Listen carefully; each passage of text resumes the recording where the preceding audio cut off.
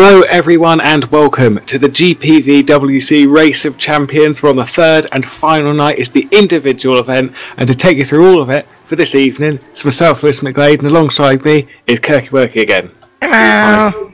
Hi. So yesterday we had the Vobble bunch become the team's champion with Dowie Tapper and James Johnson, and now we have to we're going to go through and we're going to do the individual events. So now it's not teams, it's all down to one driver. No one's being pulled through. It's all about what you can do in whatever car. And first up we're going to have Lucas against Dowie. So we're obviously going through the first group. We'll explain how this is all going to work, is that we're doing 4 groups of 4 drivers, and they're all going to go up against each other in bits, and then they get a point for a win, and then the 2 highest in each group go through into the quarterfinals. That's how it's all going to work. All very complicated, but we're sure that you'll get it as we go along.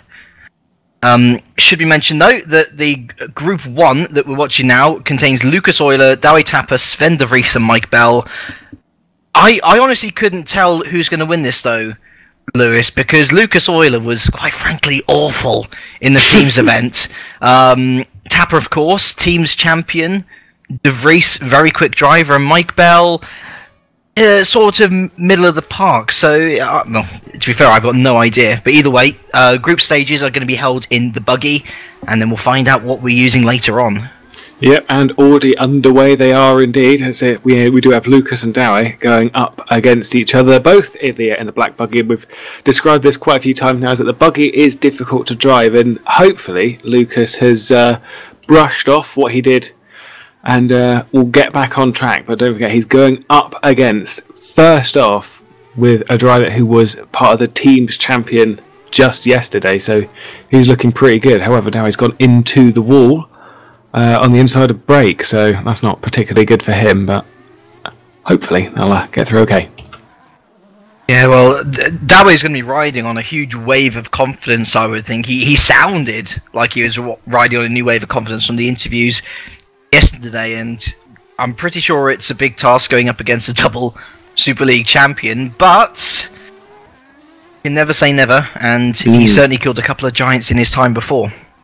Yeah, but double Super League champion Euler, he is going pretty quick. He was 8/10 up at the completion of a first full lap. So Lucas looking damn good to take this one, and the side by sides of the head round for the third quarter. And Dowie, to say that these two, you've got a Formula Challenge rising star, and you've got, Super League champion who's on like his prime at the moment, and seeing these two go together is quite an interesting thing to see the level of difference.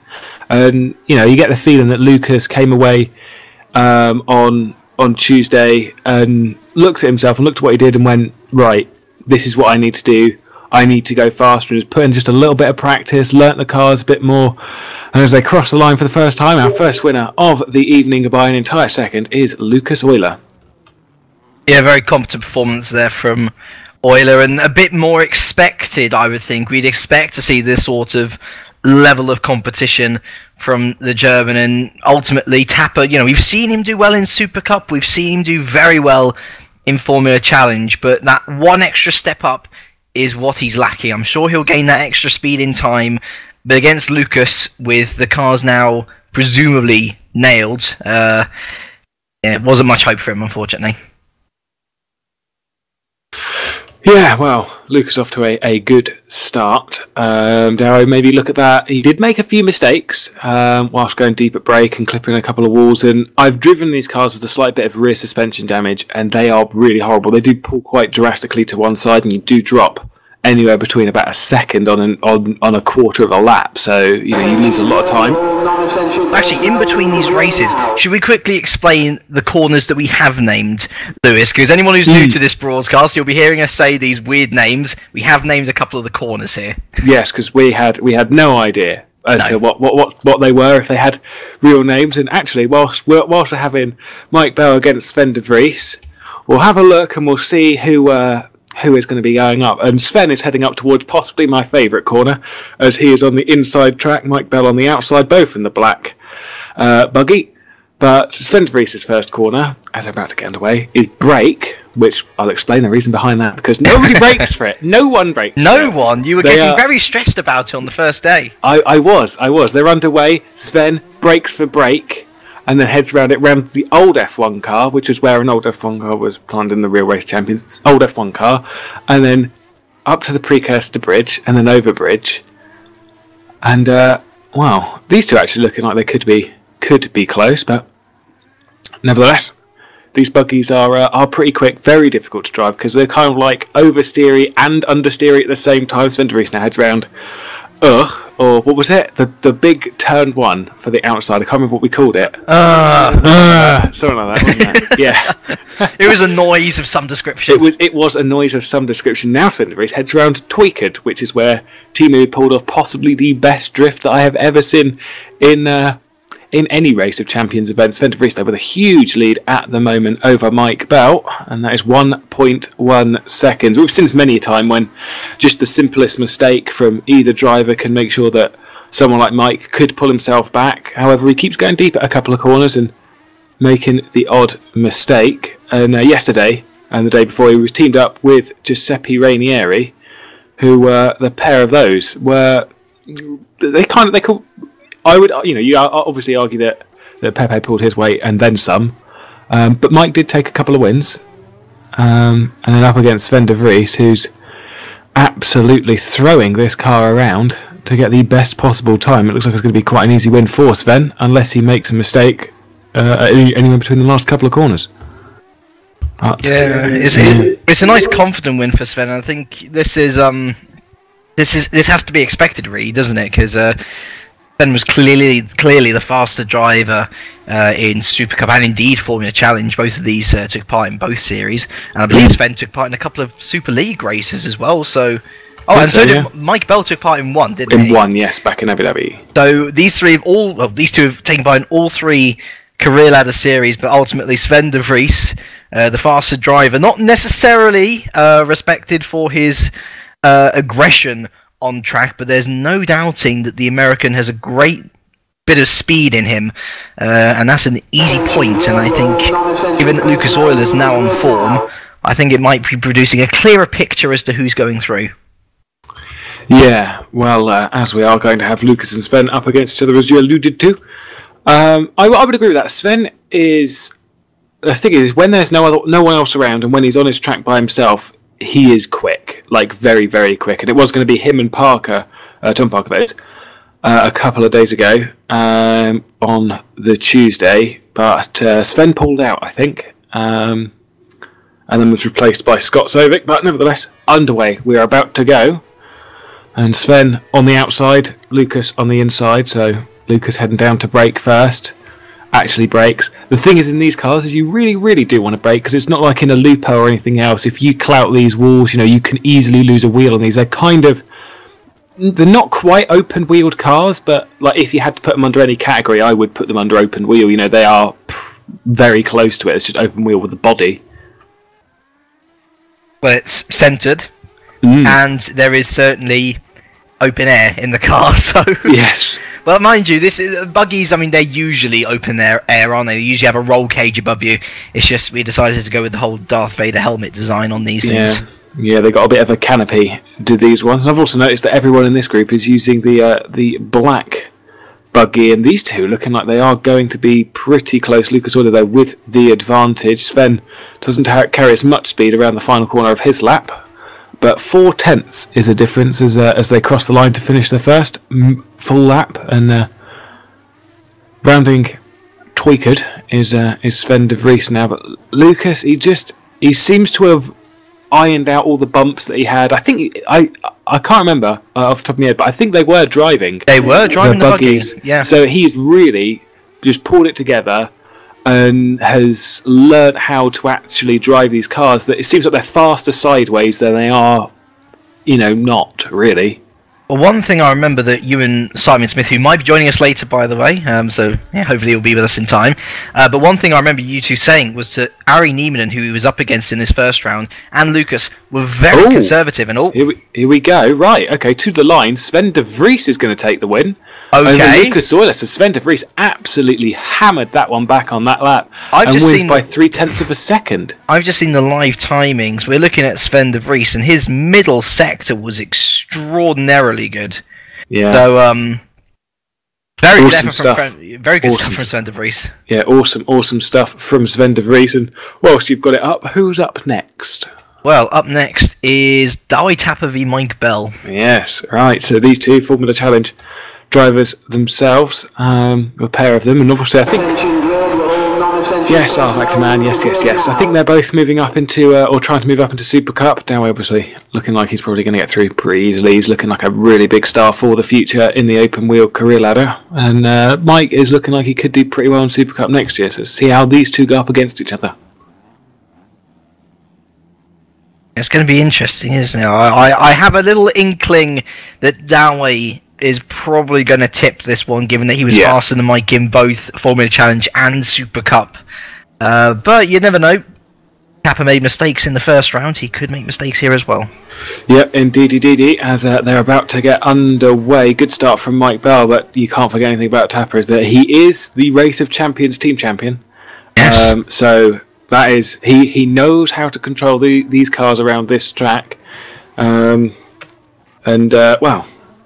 it's looking like it could be good for Douwe, but we've seen so many things in this event just switch upside down and just the unlikely thing happen and all that lovely jubbly stuff that we like. We like that kind of stuff. 9/10 is the difference over the first quarter, and does Tapper. I wonder when Timu gets in these cars, will he be sliding them around? Because we always like him, just absolute aggression. Dowie's gone into the wall slightly as he heads down into Toykard. And the thing that I've noticed on this track is that when you cross the white lines, it's like there's a dip. Oh, Dowie's crashed. Oh dear. Douwe has crashed, so that's not good for Douwe indeed. And Mike Bell will take the lead and obviously win the race. But he was Douwe was coming on the inside of his final turn. It's like what we saw with Miko a couple of days ago when he spun. The difference is that Mike Bell spun now anyway, so GG Mike, get with it. And now he's reversing the track. That's not nice, Mike. That's not nice, Mike. Well, see, we've seen rudeness throughout this competition as well as elation. We've seen Alex Cooper showboating when he won his first round. We saw Jordan Weeks actually try some like Dick Dastardly tactic from wacky races. That was naughty. That was very naughty. Trying to block the track. I can't remember who he was up against. I think it might have been Alex Cooper actually. I think so. But yeah, bit naughty from Mike Bell. But what can you say? I said you can never tell what's going to happen, and Douwe Tapper proving my point absolutely right there. Yep. So there you go. Mike Bell does take the win. I will be fair, is that he did spin it and then reversed. But, now Mike is quite possibly going to have it handed to him as he's up against Lucas Euler, who we know is now... Yes, I'd like to, man. We know Lucas is very, very fast in these buggies at the moment. And, well, we'll just have to see who is going to be moving on round by round. And at the moment, the person with the highest points in the category is Sven de Vries. Douwe Tapper with 0 points, Mike Bell with 1, Lucas Euler with 1. So Lucas needs another point if he really, really wants to be moving up. Well, I tell you what, I think Douwe Tapper, if we're looking at the order of things, is probably the third best driver there, so I reckon Lucas has been thrown a bit of a lifeline. Mm-hmm. That said, Lucas could make mistakes, Yeah, well, away we go, and... both pretty similar starts, so Mike has learnt how to do the starts, but Lucas, it's the thing with these cars that we've noticed is that it's not the start which gives you the advantage, it's all about what happens going around the track, and that's the same as like on everything. You can have an amazing start but then throw it all away later on. You can't have any 8-car trains or anything like that, so it's all about what you do on track and how quickly you can throw it around. At the moment, 1.1 seconds is the difference between the two as they cross the line for the first quarter. We estimated that it was 1.4 around that. Yeah. Around that. So Lucas looking like he's about a 10th up at the moment. But judging on the first quarter is just stupendously difficult. As they come down, they're looking pretty close, but it's going to be that 1 or 2/10 advantage, maybe even 3 in the advantage, or 4. Right, cheers game. 4 in the advantage of Lucas Euler. Yeah, I think that was an expected win there, wasn't it? Yes, well, still got a little bit of time to go. Well, let's see. So we've only got one more race to go, and that's Douwe Tapper v Sven de Vries. So we can definitely say then that surely Lucas Euler and Sven de Vries are through. Well, there's a bit of time in this race to go, and it's just looking like Lucas is going to take it, and with 1/4 lap to do. Your mistake. The thing that I've noticed is that if you can abuse the curbs here, that I've seen Lucas do it, I've seen Alex do it, is that if you can abuse the curbs, that's where a load of time is. It's going to be close, but it's obviously with the advantage of Lucas Euler, as Mike almost drifts himself into the pit lane. 0.4 of a second to Lucas Euler. So I think that's pretty good. I will say that Lucas has dropped about a second, maybe a second and a half on what his previous time was in the buggies. So better there we to go. be safe, though, I think. Yes, better to be safe though. Better to not do what Dowie did last time. And so that does actually confirm then that the two men heading through from Group 1 are indeed Lucas Euler and Sven de Vries, because even if Dowie Tapper does win this round against Sven, he will only be on 1 point, and Euler and de Vries will be on 2. Yes. So we are doing this just for pride of who's going to be. Yes, this would change who was last, because it would be a joint last if Dowie wins it. Yes. But yes, Sven is actually looking like the fastest in this group at the moment, which is quite impressive. He is a fast driver. He's a very fast driver because he's really aggressive, and that's where he gets the time. Yeah, I wouldn't say it's much of a surprise, given from what we saw on Tuesday, Lewis. You know, obviously we know that Lucas isn't as handy in these cars as he is in Super League cars, but, well, obviously you can never tell whether he's sort of holding back. Because we saw him hold back quite a bit in that second race there. Definitely slower than on his first outing, at least.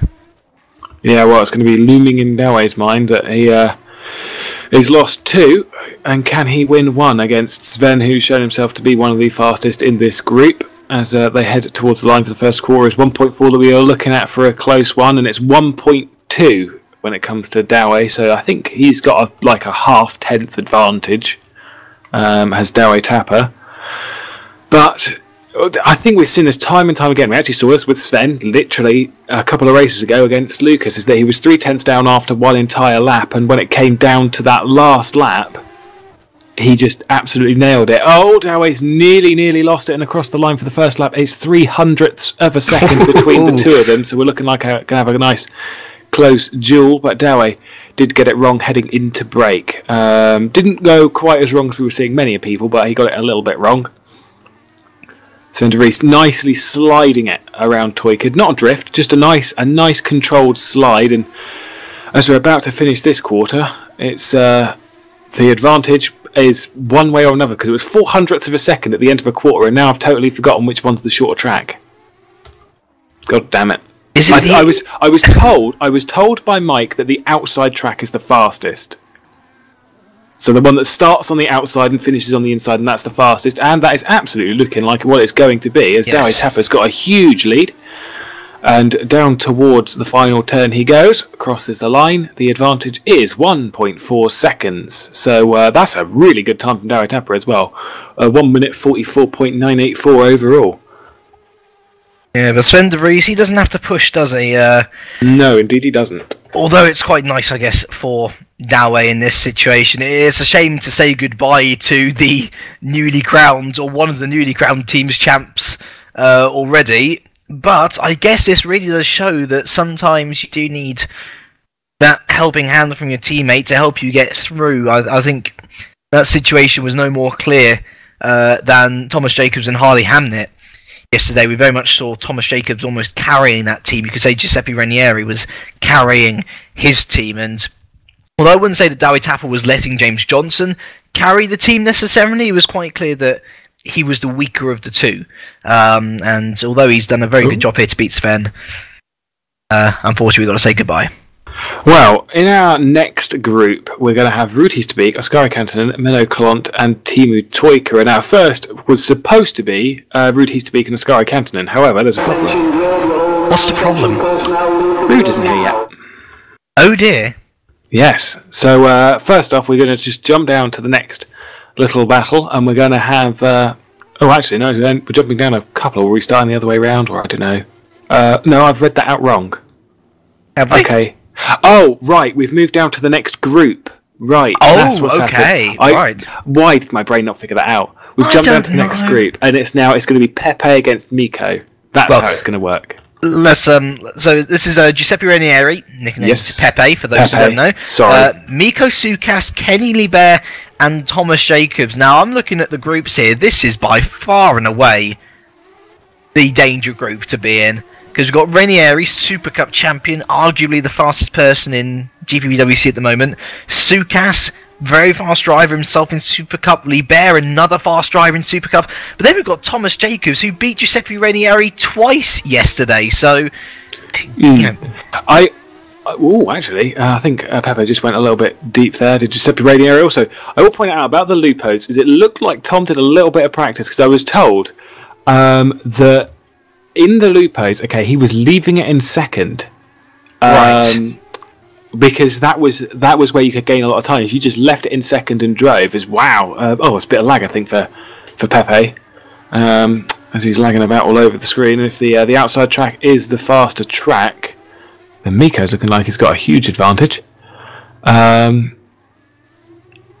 am I doing this wrong? Am I doing this? No, I don't think that's wrong. Okay, we'll find out. We'll find out in a half lap. No, we've done.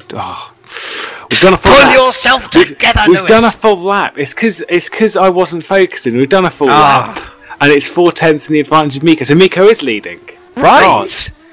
Well, this is a surprise then, I'd say. Yes, this is a surprise. Because I came into the individual event as having a favourite to win, Right. and that favourite is Giuseppe Ranieri. And yet, at this present moment in time, that's not looking like what we're getting.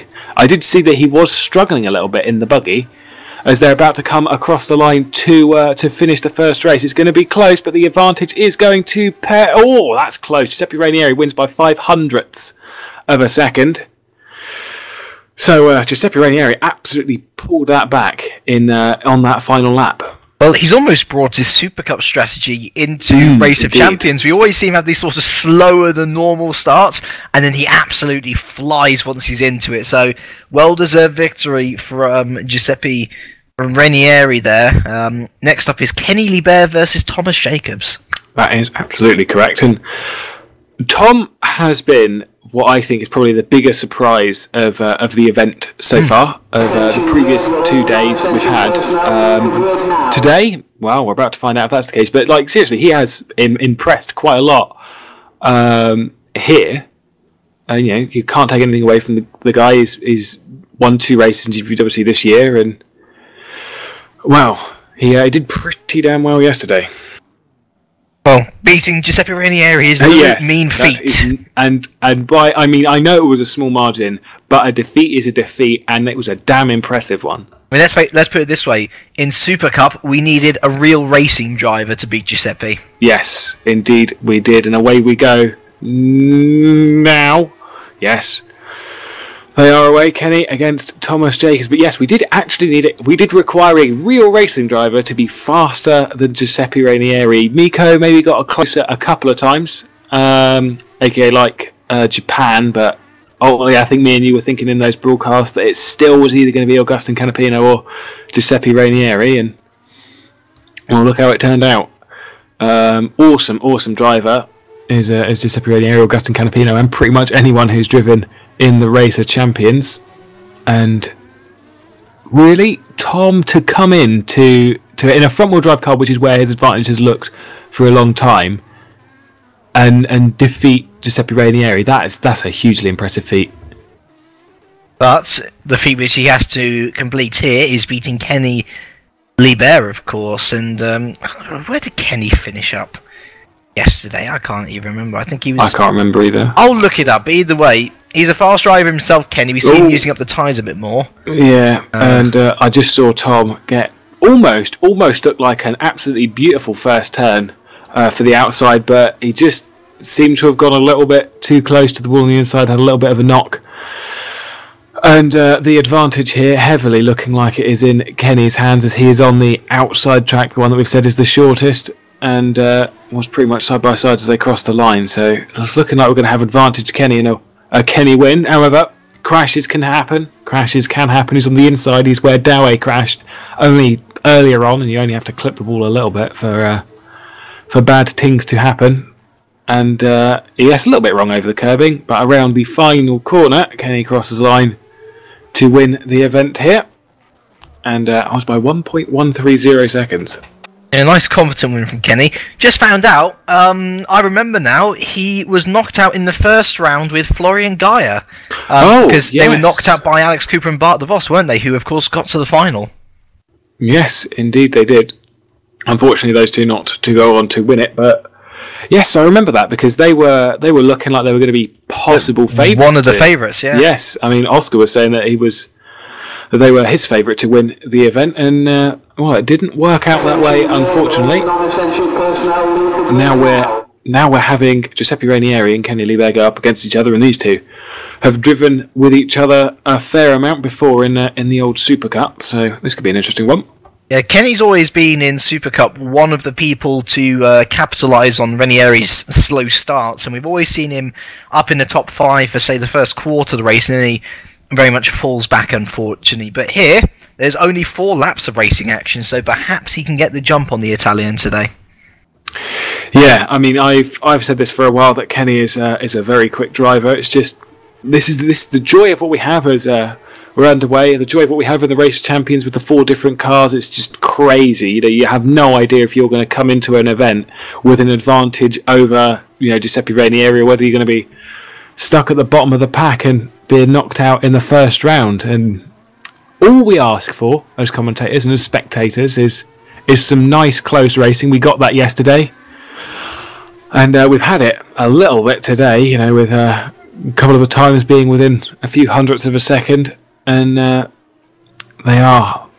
these are all, you can't take anything away from any of the drivers that take part in the race champions. They are all absolutely phenomenally good drivers, you know, top of the bunch. It's not like they've just gone through GPVWC and picked the odd random folk. They have picked some of the better drivers in GPVWC, and then the reserves have been by no means bad, and we've had great racing, including some huge surprise. And Kenny Lieber has crashed into the wall, in the evil wall, and yes, he has actually lost both his wheels. So oh dear! Yes, wow, that was the evil wall and he went onto the outside. It's where I will explain this to the people watching as to what happened there, because it's where the old pit where the pit lane entrance is, and there's a wall that's visible but isn't there. Christoph Lichtenstein crashed there, didn't he? Yes, he on did day indeed. 1. He did indeed, and now it's claimed its second victim. I'm surprised it's only a second victim.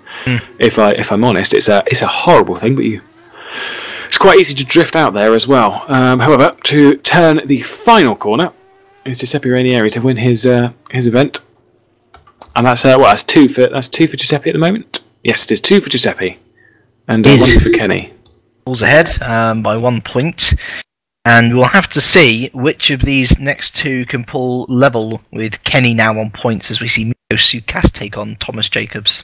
Indeed, we do. And here we go. As we got 30 seconds to discuss, who do you think is gonna win this little tiebreaker? Well, it's not tiebreaker, but who's gonna be joint on point with Kenny at the end of this?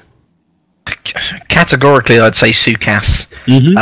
And given that Thomas Jacobs wasn't able to be Kenny Lieber today in these buggies, I think he's a little less at an advantage in the buggies, much more rear-wheel drive and much more orientated towards the proper Super Cup drivers who don't have traction control on their cars, unlike Tom in Formula Challenge with a bit of traction control on his cars.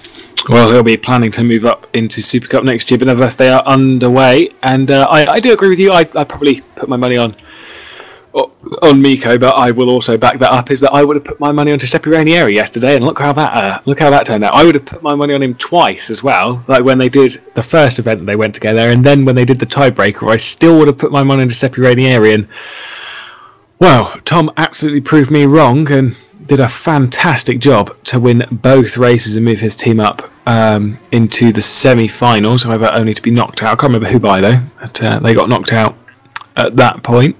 I think it was James Johnson and Dowie Tapper that they were knocked out by. Who, Giuseppe and Mike? No, Tom and... Yes, they were knocked out by the champions. Yes. It was Tom and Harley, wasn't it? Yes. Yes. Well, yeah. So there we go, and across the line for the first lap. Excellent stuff. This is what we want to see. 1/10 between the two of them. And so heading around and under the bridge goes Tom and Miko around the old F1 car. Obviously, we now know that Miko is on the shorter of the two tracks and can quickly throw it up and over the bridge. And it's 1.4 seconds that we're looking at, or 1.3, 1.4 seconds, the mad science stuff that we were discussing with Simon. I'm sure he'll be dropping in with, hopefully, soon to discuss mad sciencey stuff. It's only 9/10 of a second, though, so this is where the mad science is wrong or correct. Chaotic science. Science chaotic. Yes. Although, I mean, it's kind of hard to judge because some drivers may be better on the shorter track or on the longer track, or either way round. And sometimes we just see those blistering sectors, don't we? Like we saw from Sen Debris earlier.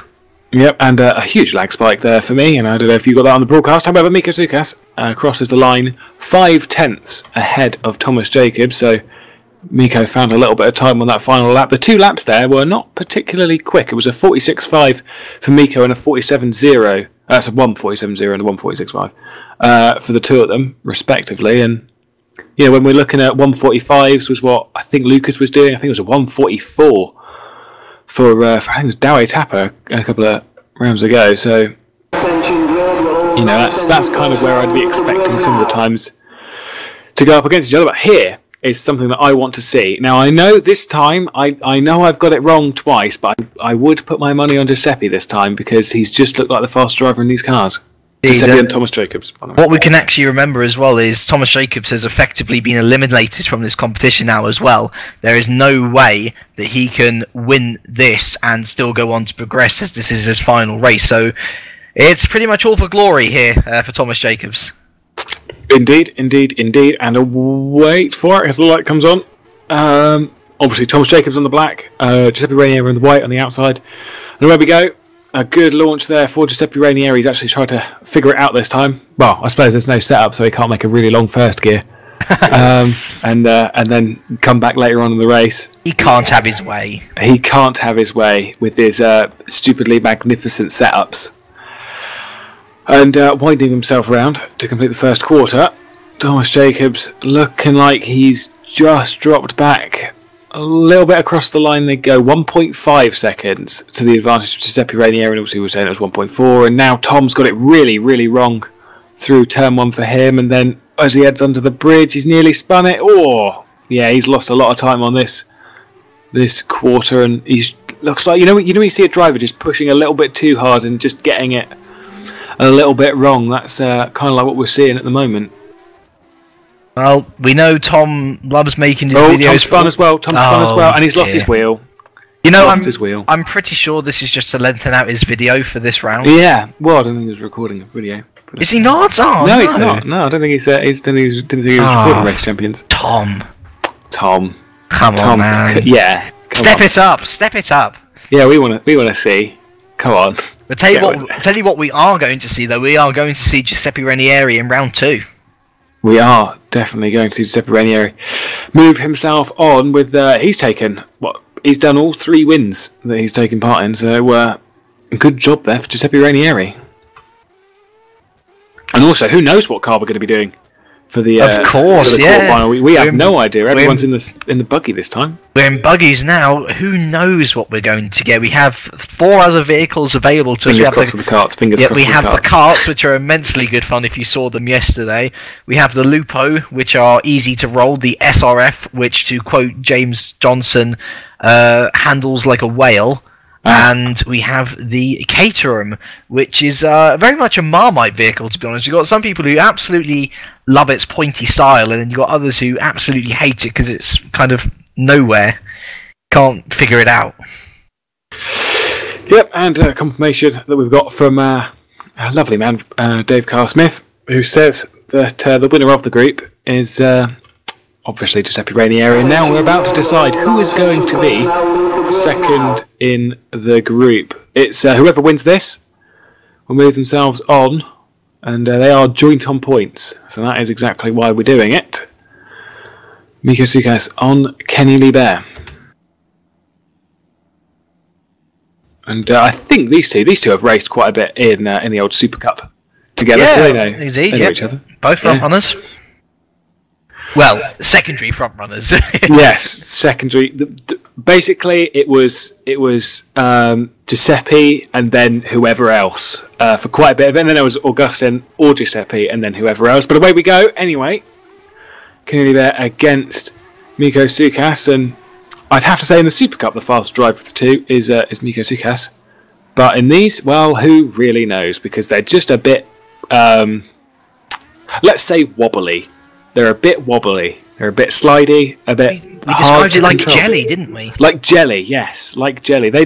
I mean, if you obviously haven't driven them, James. No, I haven't. And I drove them earlier, and I was by far the slowest in the free practice session because I left my cart, which just made me really quick. But these things are remarkably difficult to drive. They look so easy because I was looking at these going, they can't be that difficult to drive. So I got in one.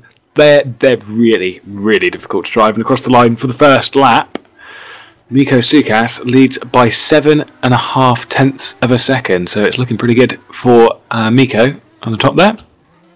Yeah, well, I think we were talking about this in one of the broadcasts, weren't we? About thinking that Mikko Sukas and Kenny Libert are going to be the front runners of Super Cup next year. Obviously, we don't know whether they're going to be moving up into Super League or whether they're going to be staying where they are. We're both very talented drivers and both on the same page. At this moment in time, though, Mikko seems to have the edge on the Belgian. Yeah, I would have to agree, but we've seen so many mistakes in these last few corners. In fact, one actually by Mikko whilst he was leading by 2 seconds. He dodges that curve, so it's not going to happen this time. Across the line he goes, 9 tenths clear of Kenny Libert, and he moves himself up for a position in the quarterfinals. So he's one step closer to becoming the race champion's individual champion. And well, who else is going to be going up? We've obviously got another group. Not really sure which one we're going to do. Do we have a Ruud Heasterbeek in the server? We do not, which means we're going to move on to Group 4. Yes, which would you like to read out who's in that? Well, Group 4 is, or it consists of Alex Cooper, who of course got to the final yesterday at the Teams Championship, Lewis Redshaw, who was knocked out, I believe, in round 1. Yes, he was at the Teams Championship with Brandon Warren, but he was knocked out by the champions.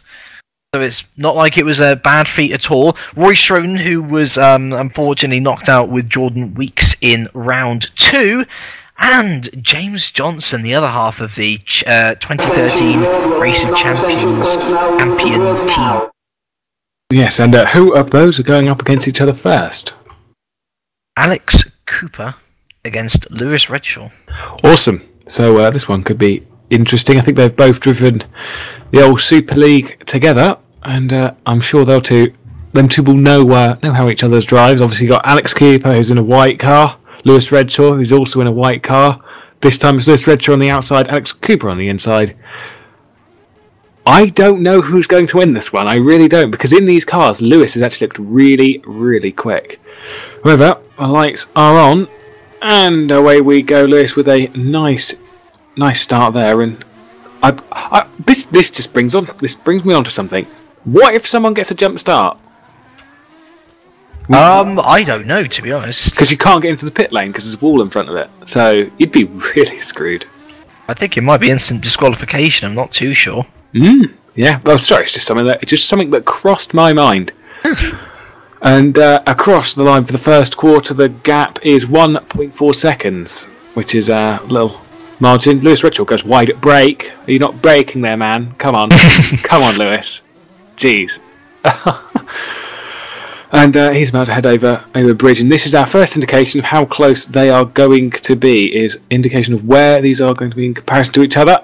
And Lewis Redshaw looking like he's got the advantage at the moment by quite a margin, actually. 0.6 of a second is his advantage. It sways about. Alex Cooper not braking for brake. Come on, you two drive Super League. Come on. Now, there's a lot of wall riding here at the moment, and obviously we discussed this, that Race of Champions in real world, if you touch the wall, that's a disqualification from that race. So But we have slightly different rules to normal races here anyway, GPVWC, whereas most cars must stay within the white lines on racetracks. Here at GPVWC, we can go out to the curbs. Yes, curb is track limit. And so I think we are sort of being a bit more lenient here in the Race of Champions as well. Yes, and also these cars do tend to fall apart if you clip the wall, which is always good fun. However, to go around the final corner and win the first race by what looks to be a long margin by 2.1 seconds is Lewis Redshaw over Alex Cooper. Alex Cooper not having a good lap of 1:47.358 overall. That's pretty slow considering Giuseppe Ranieri did do a 44.6 from the top of my head is what he did. And who do we have against each other next? Next is James Johnson v Roy Schroten. And I really think this is going to go in the way of James Johnson, actually, because he absolutely adores these buggies. Raving about them non-stop. Yes. Also, actually, that's something that I did just see that we've got tweets because Cam said to me, you remember how he brought up that Tom was using traction control? Yes. Tom didn't use traction control in Formula Challenge. Did he not? I remember being told this as well. Is that I don't think he used ABS as well, from what I remember. What a nutter. What a nutter. Well, it says it makes you a better driver, apparently, so I'm all good using it on a controller. Lies! Cheers. It's fine. Lies! Having a PlayStation 3 controller makes you a better driver. Yeah. But anyway, that does remind me, since you tweets in, hashtag GPVWCROC, and yes, James the GPVWC bit is very important, because Cam, I know you're listening, you put hashtag ROC. No, I had to feed through a lot of stuff to find it. So hashtag GPVWCROC, or indeed just tweet me at KirkyLife if you fancy it. Yeah, or I'll shake my head at you like this. Yeah. You can see it. Anyway, yes. Anyway, James Johnson, Roy Schroten up against each other. James Johnson obviously was crowned team's champion yesterday, and the gap between the two of them 1.6 seconds in the advantage of Roy Schroten, and James Johnson's gone into the wall on the outside, and it's not looking like the best lap for him at the moment. And this is the thing, is that James Johnson, what was he driving yesterday? It was the SRFs, and he's gotten over the curb a little bit too much and pulled the rear out. But James Johnson was crowned champion in the SRFs, so to state. Oh no, wasn't it the Caterhams he was crowned? Was it Caterhams? Yes, because they used the buggies and the Caterhams, didn't they? Yes. He beat Alex Cooper in his own vehicle. Yes, I remember this now, sort of. It was only last night, but it's fine. Yes. We like to erase bad things from memory. Huge party last night, you know. Yes. Lots of girls. Yeah. Well, you can't get me away from them. No, animal you are. And we've only got 1 quarter left of this, and it's looking like heavy advantage. Roy Schroten, who I think it was him who lost a race yesterday by 1/100th of a second. It was him, yeah. And so he's really trying to pull himself back from that, and crown himself a win and give him an extra point to hopefully push himself towards the old quarter-final. Will we see the entirety of the team's champions out in the first round? Well, that would be something to see. Also, I think James Johnson's made a mistake. Yes, he has. He's blown his engine. Awesome job, James Johnson. Awesome job, James Johnson. Nice work there. Roy Schroten, though, with an awesome time, 1:44.472. I tell you what, Lewis, talking of blowing, I think this is a perfect time to introduce or to reintroduce Simon Smith! Hello! Hello! Hello! Can I just say GGJJ? GGJJ. GGJJ. How is everyone? We is good. I is excited for you to get in here and start your innuendo chatting and your stuff. Oh, I'm still trying to sort my moves out because I've literally just got in the door and sat down at the chair because of stupid work, sending in stupid locations, stupid trains that then go stupidly slow. Stupid. Location. It sounds pretty stupid, Simon. It sounds pretty stupid. Sorry, just pull yourself together, man. Pull yourself together. Well, GT people. Black GT for Johnson. And we're off and away. Right, shall I do yes, this? I would say you do it because you're far better than me, and no one likes my voice. Oh, I like your voice. Cuddles. It's like a whistling breeze on thy earlobe. As Cooper is looking quite nice and nifty round in the white bits, but he's a little bit edgy on the jump. That's allowed Johnson to get ahead as he waves his black rear end round and is 9/10 clear at the end of the first quarter, which... Oh, we're in the buggies, so we're still doing the 1.4 thingamajig of science. We think it's 1.3 to 1.4, so yes. Okay, giving ourselves a margin. Science. How very Tomorrow's World of us as we go. Is that even going still? I wouldn't know. Cooper is still ahead now of Johnson. So Cooper has the advantage on the second section and he's now 3/10 ahead as they go into the second one. As Johnson taps the outside wall, that's the wall that you do not tap, isn't it? Yes, we've seen someone tap it this evening. Yes. And crash out. We've seen what, 3 DNFs so far? These cars fall apart. Yeah, you don't want to tap those arse. I suppose because the wheels are so pokey outy. Yes, these are pretty much open wheel cars, if I'm frog honest. Being squeezed. So awesome. Awesome. I've done that myself. Have you? No, I really haven't. Johnson kicking up the inside on a little squeezeroo. And he's not blown his engine this time, but he's blowing some of the racing lines. And he could well blow his victory. And therefore blow his wad a bit too early. As Cooper comes round on the inside, it's going to be very, very tight as they come across the line. Cooper's got it, by the looks of it, by a hair's breadth. Down to 100. Johnson had a good exit from the final corner there. Yeah, it was a nice close race there between the two of them. 9.097. I will get this out one day. Oh, Jesus. And you know what? That means that James Johnson's knocked out. There's no way he can come back from this. So our champions are out. Our champions are out. Our champions from yesterday. Our champions. Our championless champions. Yes. Champion of the day. Is that not a Queen song or something? I asked my stepdad. I'm thinking of Danny, Champion of the World, the Road Dial. Queen Champions of... Oh, yeah, Champions of the World. For the day. Well, we are the champions. Really. That's Queen. Yes. We are the champions, my friends.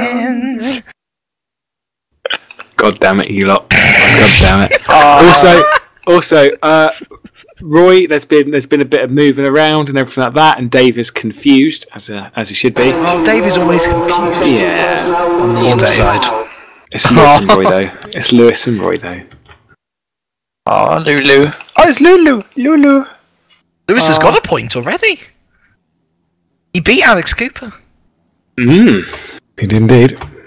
There's Monsieur Schroten in the black on the outside and Lady Redshaw on the inside. The white... Lady Redshaw. That rolls off the tongue much more easier than Lady Gaga. Does it? I'm not surprised if you add that many guys onto that. 4 laps, or 4 circulations. Which, let's hope it's not 4 BPM, otherwise I think you'd be a dead dodo. Lewis Redshaw gets away nicely, however Schroten is 4-wheel drifting around that outside curb, which is one of the ones that I really don't like. And Redshaw taking 2 bites of that double right-hander, and I found that the people that were going fastest seemed to do it in one fell swoop around that curve. Yeah, that seems to be where you're gaining the most times if you do it. Oh, Royce spun! That was reversing. He's doing a Mike Bell. Amazing. I'm surprised he didn't lose his wheel from that, because we saw Dowie Tapper do it earlier on today, and he did lose his wheel from doing that. Oh wow! What, from going backwards? No, not from going backwards. From clipping that wall. Okay. He got his wheels over the curb and just smashed straight into the wall. I was going to say, otherwise I'd have lolled me some physics on that one. Wow, Lewis Redshaw can coast home on this one, although sometimes you lose concentration when that happens, doesn't it? 'Cause you're like, yeah, so, yeah. Even with the sound effects. Exactly. Has anyone lost it and got stuck on a curb yet this evening that I've missed? Not a curb. No, we've only seen passenger? 3 DNFs, which has been Dowie, James Johnson obviously blowing up his engine spectacularly, and I can't remember who decided it was a good idea to go and try and park it in the pit entrance. Please tell me Tapper taps. No, wasn't it Kenny? I think it was Kenny. Yeah, who decided that he wanted to go back into the pit lane and found out there was actually a wall there. Troll. Ah. Well, 15 seconds, the gap as they come across the line potentially, or 7, sorry. Lewis Redshaw wins with 1:45.005. Schroeten's just coming across the line now, still giving it all he's got, but it's 1:52.743, 7.737 seconds off the pace. Yeah, indeed. Well, that's not a bad time from Lewis. The 1:45.005. The fastest that I think we've seen was Roy's. That was a 44.4. So all the fours being passed around. It's almost like not quite Satan. Mini Sates. One could say it's foreplay. Wow. Well, not for Roy because he shot his bolt too early. Got to be patient. You lot.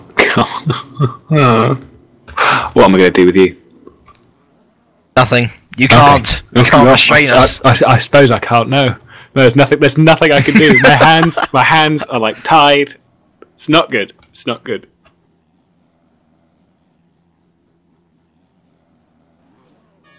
Well, the lights are about to come on for Alex Cooper and Roy Schroeten, who are going to fly themselves off into the sunset, or Alex Cooper into break, which he does break successfully for. Yay! Oh, we've named more corners. We've named more corners. We've Yeah. named no. more corners. Tell me as they go round, so I can be amused whilst Roy pouring a drink. Schroeten, he's coming up to Toykid because Timu did an excellent drift around there. So there you go. That's one name. Excellent. I can't remember. Like no one's quite at the bit that I'm thinking of now. Obviously, this one's break, and the next one for Roy is the old F1 car because there was an F1 car parked there. That's pretty much all the corners that we've named so far. There was. Yes. That's turn 1 on the outside. I like that. Yeah. There we go. There's bridge as well. There's bridge. Yeah. There's bridge. See, I'd have called bridge not quite a toe because there's a camel hump and Cooper's round. Oh yes, Cooper is round. Oh wow, Cooper's round and round again. Yeah. Oh, and this is crucial because this is deciding who else is going to join Lewis Redshaw in the quarterfinals. Mm-hmm. Doing the old Flymo jobby. It's not looking good for Alex. I reckon that actually the two double right-handers you could call the conical because it looks like a conical flask from science classes. Okay. Right. Very well. That is what they will be called. Very well. You sound so like... Just what the hell? Yeah, well, to be honest, I'm usually like, so just what the hell when you're talking, Simon? There was dismiss in your tone. Just What about mount ready it, for this. which is just where they go under the bridge because I'm still taunted by Rocky. Oh, yeah, no, sorry, I thought Roy had spun them, but he's already finished his lap. He's already I done got really it. scared. 1:45.371, 10 seconds clear of Monsieur Cooper, who may well put his Cooper up for sale after that. He may well put his Cooper up for sale. And I tell you what, this then Cooper sale, decides F1 team. we have our first confirmation of lineups for the quarterfinals. So we are going to have, I believe, Sven de Vries taking on Roy Schroeten, and we are going to have Lewis Redshaw taking on Lucas Euler. Ooh, that'll be fun. That'll be a fun one to wait on for. Oily Schroetens. Oily Schroetens. Oily Schroetens, indeed. And who do we have against each other now? Well, we should be having Lewis Redshaw and James Johnson, and We then it's do. all about who's actually here for Group 2, because apparently Ruud Easterbeek... Ruud's here. Ruud's here now. Okay, that's good. Yes. But yeah, this last battle is one for glory. Can Lewis Redshaw become the first person to get 3 points? And can... Oh no, he's not the first person to get 3 points, because that's Giuseppe. But can he get 3 points as well? Indeed. Or did Giuseppe Ranieri get the triple? Oh, He got did the triple. indeed. He got a clean sheet. Fab. It's like a meal deal at Subways when you say I'll go footlong and it's just for free. Oh, my footlong sub today wasn't free. Oh, what sub did you go for? I got really interested. Oh, I okay. had chicken teriyaki, Yes. bacon, cheese, lettuce. The old tradish. That's, it sounds nommable. It certainly was nominal. Nominal. JJ And I not was- breaking for break. Come on, mate. No, he wasn't Come at all. on.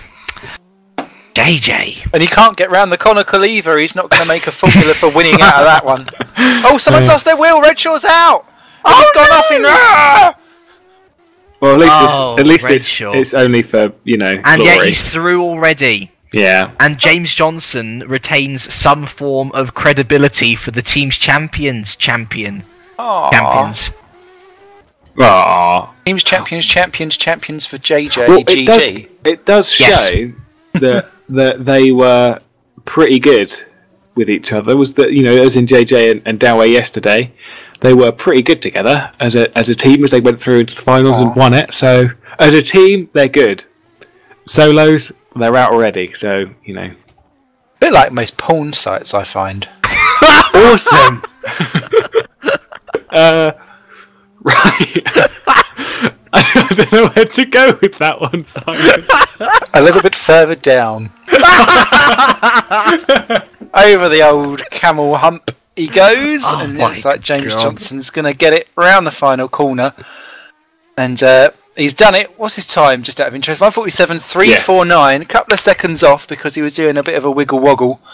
But that'll do him just fine, I think. Yeah, well, we've got our peeps moving on, which is Lewis Redshaw and Roy Schroten, which also, from what I've seen, because there was a tiebreaker, they both had 2 points. Roy had the fastest time, which means that Roy is going up against Lucas and Lucas is going up against Sven, so it's the other way round. Apologies, I thought it was first person through that was the winner. No, it's the fastest time when they're on a tiebreaker. I see. Wow. And that's what we've had. Now we're finally back to Ruud Heasterbeek and Oskari Kantonen, which these two should have gone against each other a while ago, but they didn't. So. Yep. The other two men in that group, by the way, are Menno Klont and Teemu Hoika. Timu.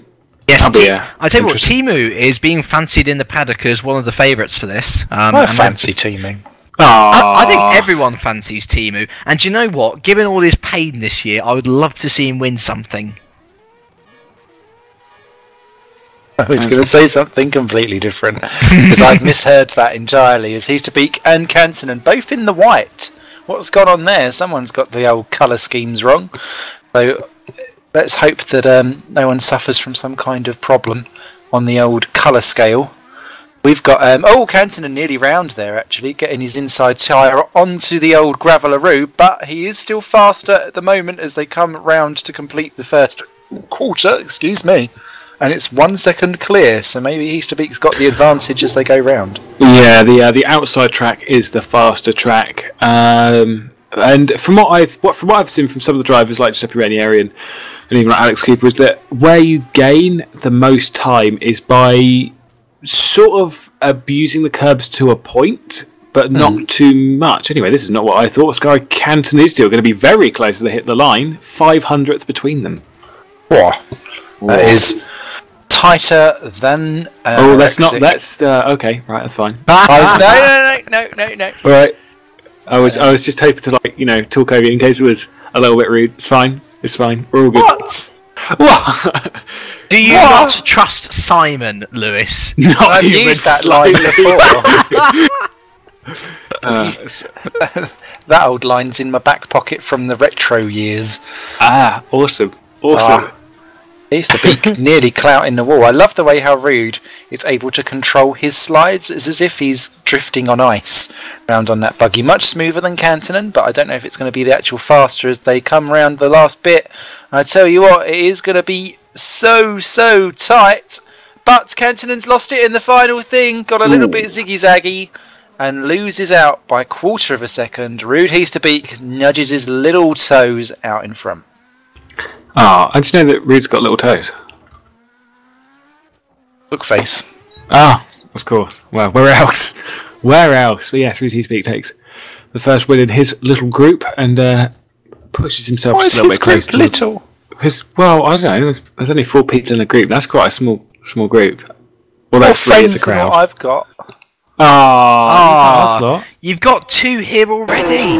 and you've got everyone in GPVWC. You've got Redshaw, you've got Timu, you've got Dave, you've got... Redshaw's not actually part of GPVWC, was how you said that. I didn't mean it like that. Everyone else in Redshaw. Sorry. It's Clont versus Toik. Can't he just change his name to Tonka? No. Timu Tonka. Timu Tonka. Ask him. I'm sure he'd not be up for it even slightly. Oh, that sounds really bad as well. Tonka Clont. Tonka Clont. Disgusting. Dear. Why haven't we got Jan Tits in this league again? I was going to race against. I think I was over in a different league, and then I decided not to. I pulled out. Oh, of where? Dear. Too early, Lewis. It's too early. It is Toika there, lost it on the infield section slightly. I think he's going to be at a severe disadvantage as Clont comes across the first bit, and he's actually 2.3 behind, so he must have made a bigger mistake. I was focusing on Timu on the cameras as he goes rounds. God knows what actually the broadcast is focusing on at all. Yeah, well, we don't have our Dave down here. Are we on a staticky camera? I don't think so. No, that's what we had for the first broadcast. I remember that. Yes. Yes. Because Lewis was out on track, and he's out on track today. It's 2.9 Timu is clear from Menno. So Menno may well be a minnow by the end of this one, as Toika beautifully manages all of the barriers and skims them gently, caressing them.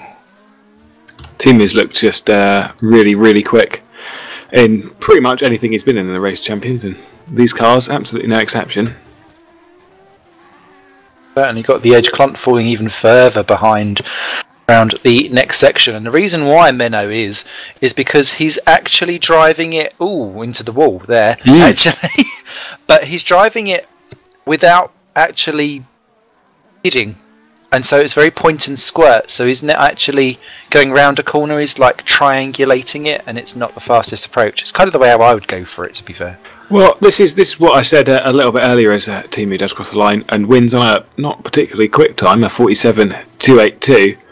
But the thing that I've said was that to get to the fast people generally are the ones that are hanging it out just a little bit on the outside of a corner and getting the power down all the way around it, and a bit loose. Yeah, playing it a bit loose. I can hang with that. Can you? You can hang loose, can you? I certainly can. Although I don't think it would really enhance any of the bad reputation I've got already. Who's up next? We have Menno, Clont and Rude. Yes, Menno and Rude. How rude? Men are rude. Men are rude. Calvin sent us in a tweet about 8 minutes ago, which is very clever. It's rude not to show up. Ha ha ha ha ha ha ha ha ha. Rude boy. Come up, rude boy. That's not. Beaky on the outside, Clont on the inside. I didn't say that it was a good song. It just popped into my head. That's fine. That's fine. Okay, as long I as you have some there. integrity of life. Good. I'm glad. Thank you. He's to Beak, getting off to a decent start against the old Menno style, and Menno was not quite the aggressive one last time round. It's not looking like he's doing so this time round either, because He's to Beak is round the last corner and he's still going in the corner beforehand. So as we cross over the start line, it's again 2.5 behind. That's about 1.3 behind He's to Beak aggregate. Well, don't forget. I mean, Rude was the runner-up in the GPVWC Super League, so one would expect that he would be pretty quick. One would. In most cars. However, we said that about Lucas yesterday. Came back today though. A couple of days ago, he came back today and did very well in his class to move himself onto the quarterfinals. And Rude's trying to do exactly the same thing. Oh wow! So they're keeping it on the black stuff, which is generally very, very good. Have you guys had any goes around this buggy to see exactly what times were you sticking in? Okay, well, I did it in the old practice session that we had. Yeah, I could probably find out for you, Lewis. Let's not. Because obviously it would only take your time for the outside track, because the outside track was the fastest, and it would pick your fastest. Let's not, no. Because your best lap here, it says, was a 26.9. Which was slow, considering it's a 25.3 is Rude's fastest. So that's how slow it was. Cheers for that one, thanks. No worries. They're hard to they are much harder than they look. As Rude crosses the line to win his round. And then Menno in second by 4.6 seconds. But yeah, these cars, they're more difficult than they look. It's a fun little track, they're fun little cars, but I was by far last in the old free practice session, unless I brought out my car, at which point that's it, you're all done. If you all stay in buggies. Well, Rude certainly wasn't last in that one. He goes through as the winner on that collection, and I think that brings to the end that little gaggle potentially. So Rude won, yes? Yes, Rude won. So that means that Menno is out and Rude is through, I believe. Awesomeosaurus. Now it is Oscari versus Timu. This is a quarter-final still, isn't it? But this is before the quarter-finals. This is the group stage. My goodness me.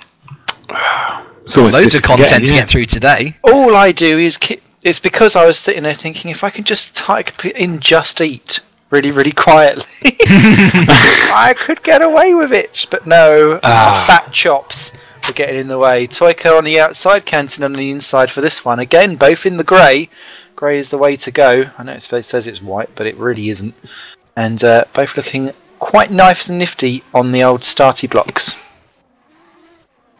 Yeah, they are. They both actually got good launches, and these two are really, really quick drivers. There's no doubt about it. I've driven against Oscar. Well, I say I've driven against Oscari. Is that I think he was in the same server. He was. Yeah, we were in the same server. Maybe at one point on a reverse grid or two, he was behind me for about 2 seconds.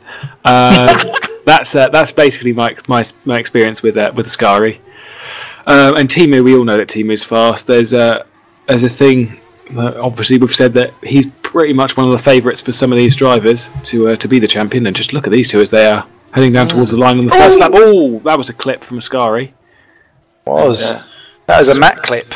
That was a Mac clip. And he's just done another one as well around the outside. He's hanging it all out to dry. It was just a 10th between them, but Toika was ahead. But Kantonen was lucky to actually still keep his wheel intact, I think, after that first contact. I'm surprised the wheel didn't come flying off and bouncing down the old start-finish straight, but nevertheless it did not. One of the winners. Yes. I'm just surprised because obviously, wow, Ascari's nearly spun. Wow, the ball saved him. I think he's got some. I think he's got some sort of suspension damage on that vehicle. Yes. Hacks, yes. Hacks on the geometries as he's struggling around, and as they come over, and it's definitely Timu just ahead. Oscari limping round, but he's doing one of those final last-minute dashes again. Toika takes it. That was close, although my time readout has gone to minus 21474836648. Cheers. That quick. 145.733 for Toika, 145.996 for Kantonen. Thanks. Thanks. Well, that then confirms that Toika is through with Easterbeak. What? Yeah, because Ascari and Menno only have each other to face now, and they can only get 1 point out of it. So it's up to Easterbeak and Toika now between these two to decide who's going to be the winner of Group 2, and that will decide whether they face either Mikko Sukas or Giuseppe Ranieri. Oh, Swoka's got through. Awesome. Did, yeah. If ever there was a Nordic name in GPVWC, it clearly is that one. Very well. Scott Cervic doesn't do it for you, does it? No. What one? Scott Cervic. Scott Cervic? No. Yeah. No. Well. No, because when I think of his name, I just think of cervix. Confusing my commentators now. Exactly. And then it all just goes a bit confused because then I think, every time I want to talk about him on entry to a corner, it just throws me off. Toika's on the outside. Easterbeak's on the inside, and Beaky was a little bit quicker on the old getaway out of the blocks when we're talking hundredths and thousandths and tenths at best. Going to decide how it goes. Rude and Timu, then, who's going to win the group and take the honours? Oh, out of these two, okay, I'm wondering who would win. Really, I think it's going to be close, but possibly Rude at this present moment in time. Possibly Rude for me. He's going to win between these two, but nevertheless, they're chucking their cars around and getting as close to the curbs without touching them as they possibly can. And these two highly skilled drivers, and obviously they've driven against each other in many a series, like the Masters and Super League. And yes, Rude does have the advantage as they cross the line. 0.2 of a second, that is, but 0.2 is literally nothing. That changes on a lap very, very quickly. Changes on a corner, doesn't it? Until you're perfect round the outside section. Rude Heasterbeek, a little bit tail happy round the old conical up to the bridge, but not quite looking like it's losing time. He's very skilled in that drifting. Someone get him a dirt game. Someone get him a dirt game. Oh, team has gone into all of it. Yeah, I think that could be a deciding factor. Well, do you know also what that was? What was that? That was him not braking for brake. No! It's almost scandalous that it's like you've named the corner after people that just don't brake for that corner. Yeah, I know. I would love for people to brake for it. But look at that! Side by side! Heasterbeek's gone for the inside as they cross the line. Timu's got it back on the exit! Wow, GG Timu. Goodness me. 58 thousandths of a second the difference between the two. Timu takes honours for the group. Both goes through. I'm sure Timu doesn't think it's that close. What about that for a quarter-final though? Giuseppe Ranieri versus Rude Heasterbeek. I tell you what, that quarter is so big you could almost give it a semi. Wow. It certainly deserves a semi. Don't worry, it'll have it. But yes, so I'm so glad, James, that you're actually looking after the scores and stuff and keeping us vaguely respectable. Oh, it's a pleasure. Yeah. I enjoy kravitzing it up for once. Kravitzing it up. Well, now I need to see a picture of you with a cravat. or get shorts and sandals. And only no, not really. I want to know one thing, because this is the last group before we move on to the old quarterfinals. And those quarterfinals are actually going to fly past, I think. Hopefully not literally over the barriers. No. Although I would quite like one. We need Bart DeVos to do that, or Harley No, Hamnet. it wasn't. It was Harley Hamnet that went into Harley Hamnet that did the barrier, yeah. Quite awesome stuff. He was a safety hazard to the crowds. You weren't there yesterday, Cyrus. That Harley Hamnet came to the final corner in a fight with Mike Bell and just flew himself straight over the barrier and crossed the line upside down. Of course, Mike Bell had to be there. You know when you hear certain names, you just grab the popcorn and sit back and wait. Yes. Big fun. So this battle for third place at Wooden Spoon, and Clont is deciding that actually instead of hanging it out to dry, he's just trying to cut as much of the corner as possible around some of the earlier corners. But it is looking a smidgy bit pedestrian compared to Oscari, whose flamboyant swing it out and shake it, bake it is certainly pulling an advantage, and after the first lap it is 3.3 seconds, so barring a mistake, although Canton looks like he's desperate to do one, he could be okay.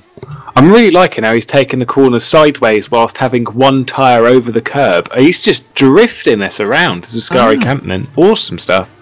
Gymkhana. Yeah, this is a Gymkhana battle. He'd do really well in Gymkhana in these cars. Really well. So. Maybe we should set that up as a something. A GPVWC Gymkhana event. Yes. Although I wonder if someone would take it literally and then go and book themselves into fitness first and be sitting there waiting a little bit. And I'm sitting there going, I'm Jim, can't I? Just too fat. The way I tell them. Silly person. I know. Well, Cantonen, despite driving around like a drunkard, has been able to bring it home on a 1:47.977 for third place in the group, with Menno Clont driving it right up on the rear of a 1:52.270. Well done to Menno. You gave it good, but you were just a little bit too open wheel car driving-esque Yeah, you didn't drive it badly enough to skid everywhere. There wasn't enough power on the old exit of corners. Get some grunt into it. Yeah. So James, tell me something. Talk to me. Who is up first for the quarterfinals? Barring any admin problems, it should be Sven de Vries versus Lewis Redshaw. And good news, they're driving the Lupo. Oh, excellent. The rollermobile. Boop, boop. This will be fun. This will be like, who rolls it first? They'll be my Race of Champions champion. Rolling. They see me rolling. And Alex Cooper has come out in a cart. Okay, so are we in a practice session? We are in a practice session. Or is that the safety car? Oh, okay. So he's playing the part of the safety car. Is Alex Cooper even driving in the quarterfinals? I don't think he is he? No, we've got Sven de Vries, Lewis Redshaw, Timu Toika, Miko Swoka, Giuseppe Rainier, Ruud Heasterbeek. That'll be a fun one. Roy Schoten and Lucas Euler. But yes, so we've got. I didn't realise we've got Giuseppe Rainier and Ruud Heasterbeek a bit later. I was just saying earlier that I was really looking forward to that one. I know, but you know what? As is the way in life, is that I don't listen to you. Oh, Lewis. Oh, come on. All those Super Cup broadcasts, and Yeah. still you don't listen to me. No, even that one Formula Challenge one we did, I didn't really. That one, our first ever broadcast together. Aww. Oh, I'm getting misty eyes on the old Timu's rolled it. retrospect. Timu is my Race Champions champion. He's rolled it. That's it. Well done, Timu. What a guy. I worried that we'd completely missed even the start of a race. Yeah, we were that bummed we for a second. hadn't. We're in a warm-up session. Don't you worry. Yeah, so 2013 actually is a season. It'd be interesting to get both of your views from the old commentary side of things. How has it been, the other side of the box? Because I've been in it all the time, and I've generally been on my own, so it's been a bit lonely. But you guys have been mixing it up and doing all kinds of pesto pasta. Yes. In fact, I'm going to be getting back in the car next Monday, actually. To get back into the ITC, joining Lewis. For me, I don't know. It's been an odd year. I think it's been a year of growth because I've definitely improved as a driver. But I think I've taken a sabbatical from Simracing before coming back this Monday because I was getting quite angry with stuff and getting a lot of stress out of it. And I've sort of gone out my way to think about it. Less stress is the way forward, and I'm just going to learn to have fun again. And hopefully that will give me a couple of benefits in races from now on. Yeah, I mean, this year has been pretty good fun when it comes to 2013. Also, I'll just explain what's happening with Sven. Is that Sven was in the wrong car? Oh no!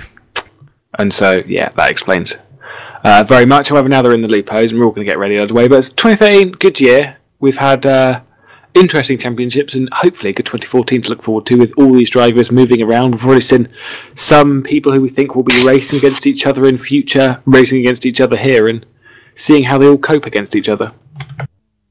I think I better open the old Simon Psychology Clinic. It's Sven de Vries on the inside. There's Redshaw in the black on the outside for this one. First of the quarters. Someone gets serving and Redshaw's away quicker than de Vries. Good shot, good start for Lewis Redshaw, and I'll repeat good as many times as I possibly can because it was a good start from Redshaw. And these cars, they are so different to the buggies they were just driving, and I think quite a lot of them. Well, the front wheel drive, and that doesn't help in any way at all. And the thing is that these cars they've done practice in the buggies because that's basically they had about 25 minutes of warm up because refusals and things. So they had a lot of warm up to do, and all of them were out in the buggies and nothing else. So no one's really done too much practice in this at the moment. It's basically who can get used to the car the fastest, and who is that going to be? Well, it looks like Sven de Vries has got a humongous lead at the moment.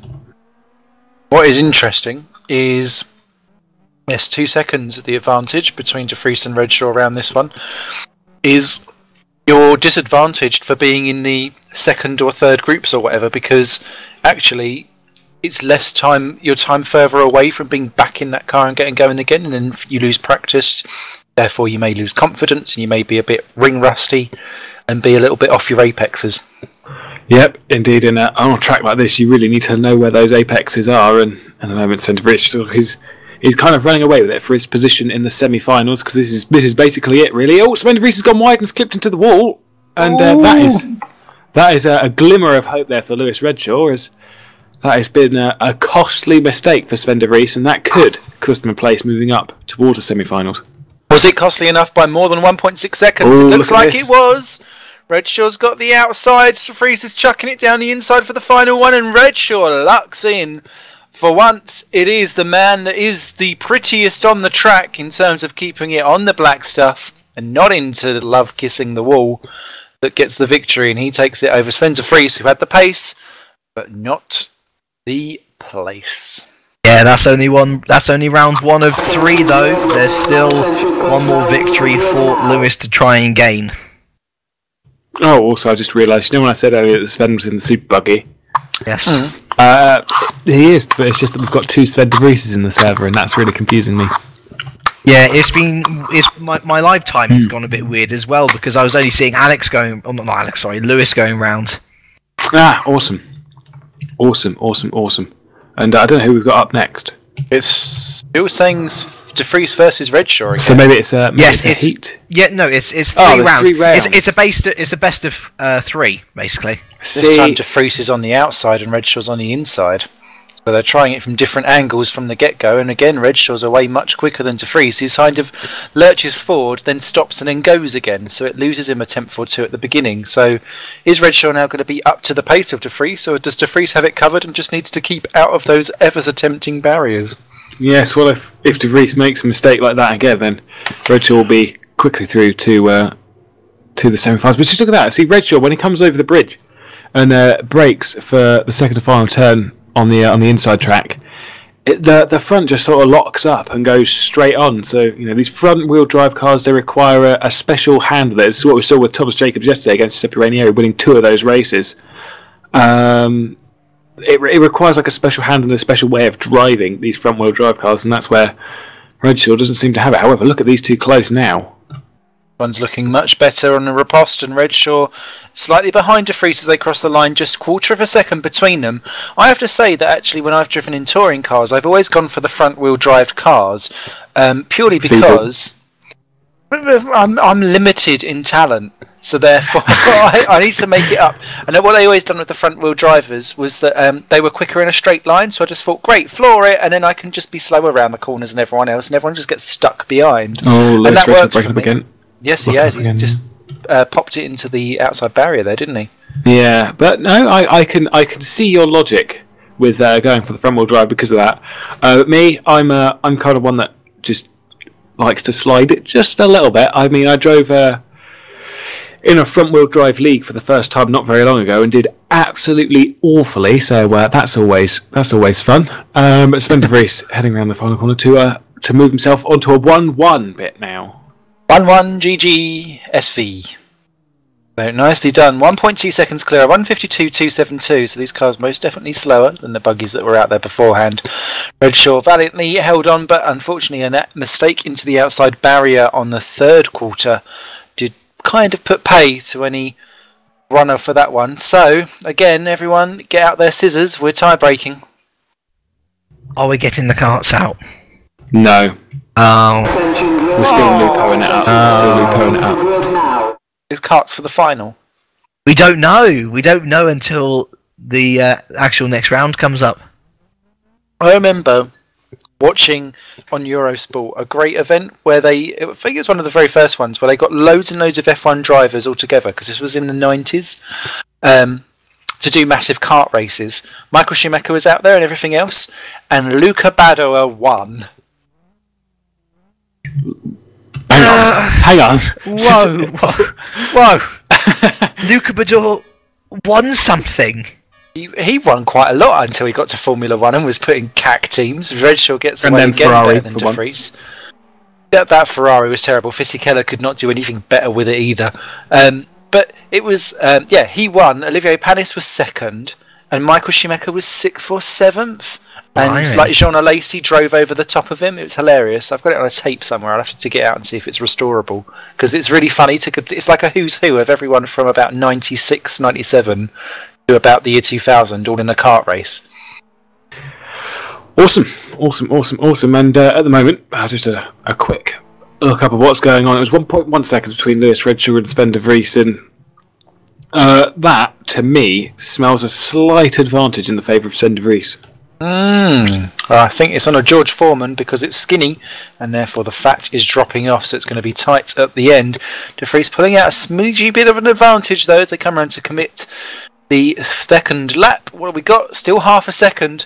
So Redshaw's got it all to play for, and it's at this point when you're in a tiebreaker, you have to kind of decide, do I just say balls to the wall and go for it, or is it better to just be tidy and consistent and hope the other person mucks it up a bit?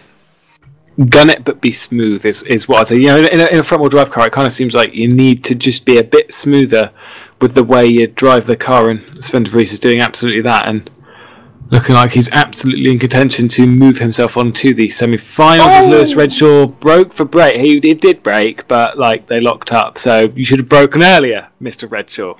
He should have broke and steered and stuffs. Yes. God, all at the same times togethers. Break! Exclamation mark. Oh, I'll have a breakdown in a minute. Don't worry. Hey, Sven de Vries takes it and therefore beats Lewis Redshaw with the final tiebreaker point. So that is our first semi. James will make a note of that one, I'm sure. And yes, that looks like a kind of car that Klont would have done much better in, actually, because it suits his driving style. With Sven rolls it over. Up, yeah, nice. GG, good job. Oh, it's Timu and Miko up against each other now. Actually, tell you what, I think Sven was actually a reserve for tonight as well. They're doing very well. Yeah, I think he was indeed. So, yeah, to say that a reserve driver... This is the thing, this is what I said earlier, is that even our reserves are good. To state that... Yes, I'm back to man. To state that a reserve for this event has gotten through to the semi-finals. So that is extremely impressive. And,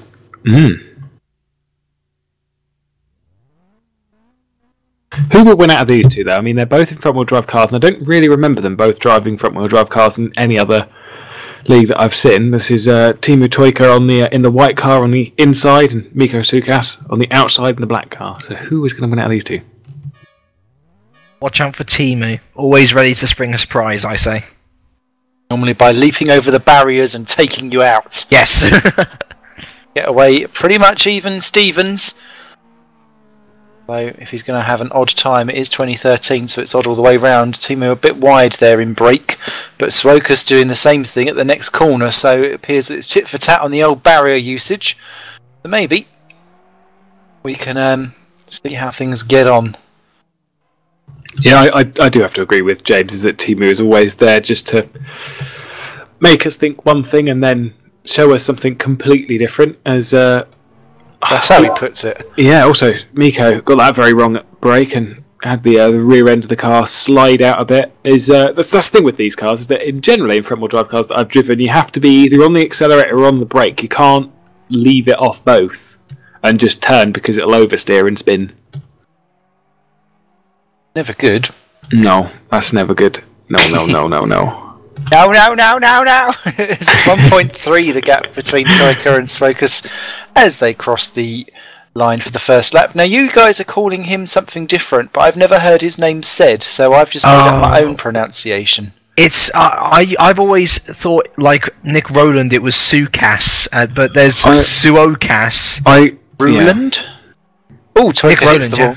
Oh dear, we should ask him. Let's ask Miko what his name is. No, let's not do that. No? Oh. Okay.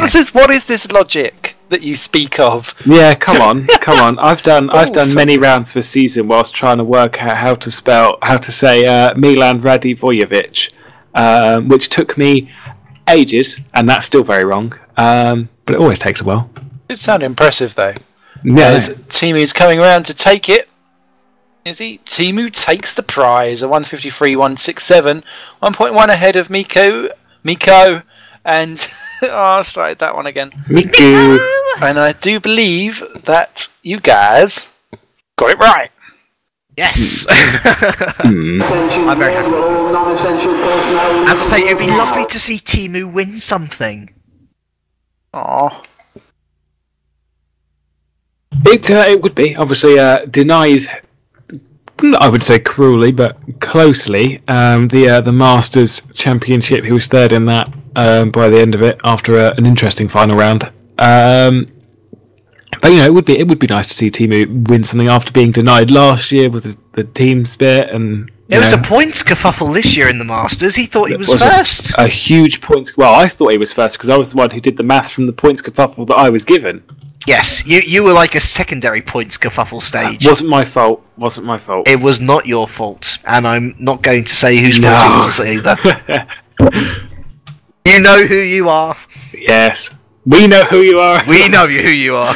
Well, anyway, Timu is underway with Miko once again, and if Timu wins this, that would mean that he is secured towards his step in the semi-final as well. Trussed up like a chicken to the semis. That is how secured it will be. And it's not looking too bad because Miko again had a very poor opening quarter. Still 3 quarters left to go, a bit like that old pie. It's about the size of the blooming. I bought very quickly on the train. I know we're going off on a tangent. A Ginster's steak slice. Also, because has come right back actually on that second half. Let me just see what the times are as they cross over, and it's 1/10 to Miko. To Timu, sorry. Oh, Miko spun. Oh, again. Do you know where it is? Exactly the same place. Is it in exactly the same? Well, it's not in that place. It's exactly the same place that he spun. Accelerate! Earlier on in this car. So he's clearly Miko is proving that he is an expert at spinning every single car he can take part in. Now he just needs to learn from Barton and then find out how to flip it. Yes. You ever get a bogey corner there then? So like on any track at all, not necessarily here, but when you approach a corner and you've had history there, does it psychologically then trip you into doing the same thing again? Absolutely. I think every single corner at Montreal circuit in Canada is pretty much bad for me because when I was with TSA, I used to do a TSA F1 Championship. You'll know about Simon because you took part in the 2012 one, and I basically crashed both times. Yeah, Timu wins their competent win. He's through, but we won't know who he's matched up against. He's going to be who is he actually going to be matched up against? So Sven de Vries will be matched up against either Renieri or Heasterbeek. Toyka will be up against Schroen or Euler. But yeah, Montreal circuit doesn't like me because I've crashed or done something silly every single time I've been on that circuit. It's not even that complicated. It's just literally chicane, hairpin, chicane, start finish. I got spun by Matthew. Well, I didn't get spun by Matthew Williams. It was unfortunate. I was tapped by Matthew Williams, and I hit Tom Jacobs as well. It was bad times. Doesn't sound like bad times. Sounds like good times. We need to reload the track as well because the track that we've had many a time. But this one's going to be fun because it's Ruud Heasterbeek on Giuseppe Ranieri. And I think if Giuseppe's done what I think he's done is that he's learnt from what Tom did yesterday, obviously when he lost in this car. Drive fast, don't crash. Not only that, but leave it in second. Then yes, because he was analysing the footage from what we heard quite vigorously. You know, he was really interested in where he lost all the time. Well, all the time that there was hardly any between the two of them. But I tell you what, he's a very complete driver, Giuseppe. We saw him be a bit wild early in the season, but he really, when he sees that there's time to be gained, he will look into every possible way of gaining time, and bet your bottom dollar that he will eventually gain it. Well, they're actually about to go up against each other. It's Giuseppe Ranieri and Ruud Heasterbeek, and Giuseppe Ranieri's already gone off. Yes, with 20 seconds left to spare. Yeah. That reminds me. Oh, Giuseppe, stop it, says Dave. Naughty boy. I tell you what, have you ever seen, I think it's Gabriele Tarquini, or it's someone who is well done, or Gianni Morbidelli. They're part of a touring car race, and it's He's to Peak on the outside here, Ranieri in the middle.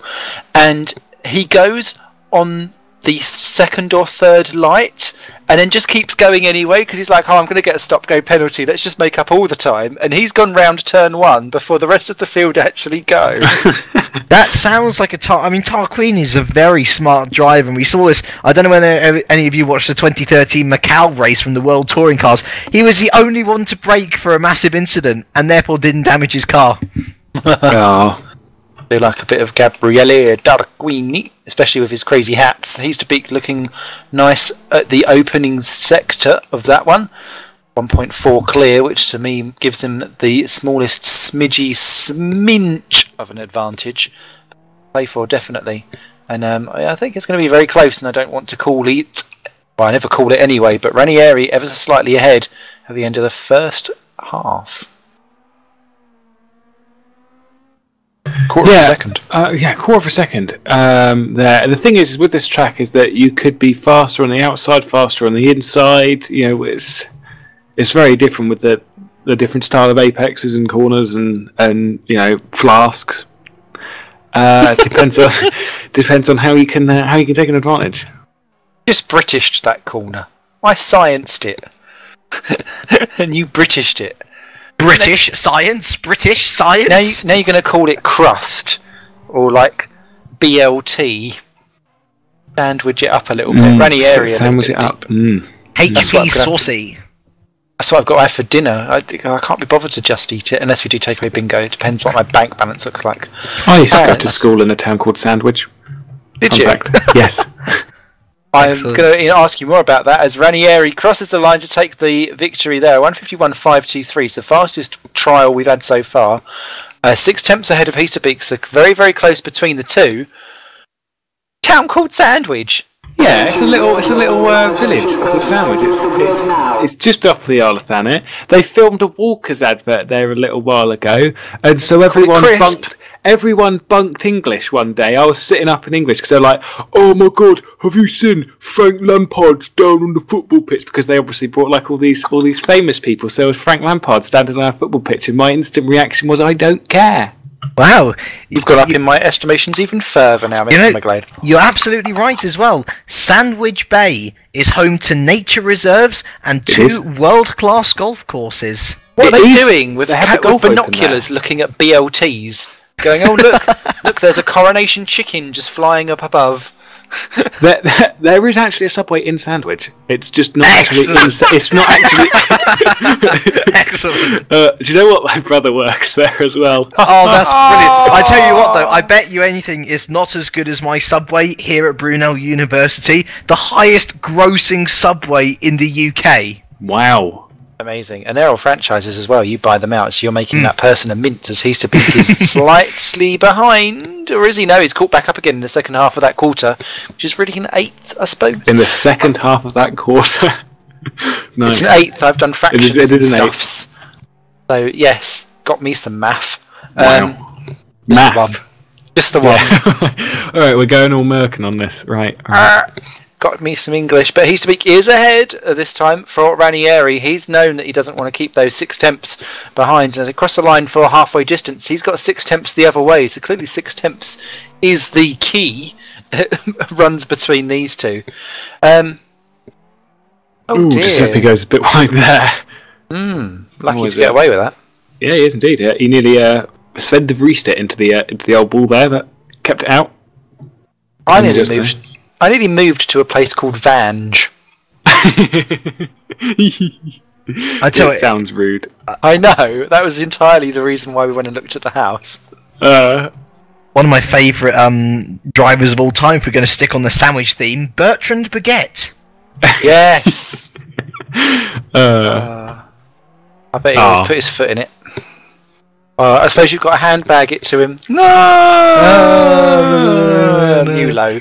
As he crosses the line, 1.2. Oh, Ranieri clouts the outer barrier and loses a further 6 tenths, down to be 1.939 off. But 150.524, that was it faster still from Heasterbeek. And that gives us 1 a penny. And for the old tiebreaker, I'm running out of tyres. I think we're going to have to do Bosed. Question, who's going to get the hot cross buns?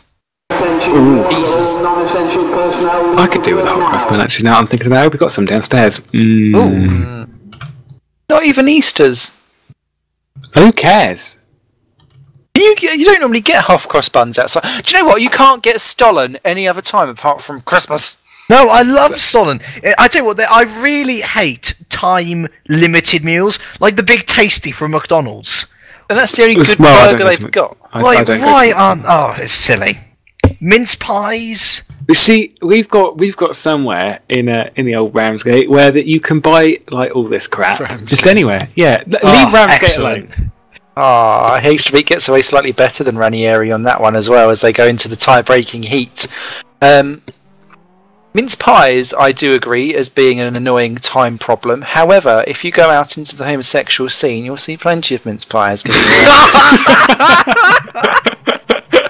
and I'll have you know, some of them do have a stuffed crust. So, Heasterbeek still going around the outside. I say it as I see him. Bit like catchphrase. What's Mr. Chips doing now?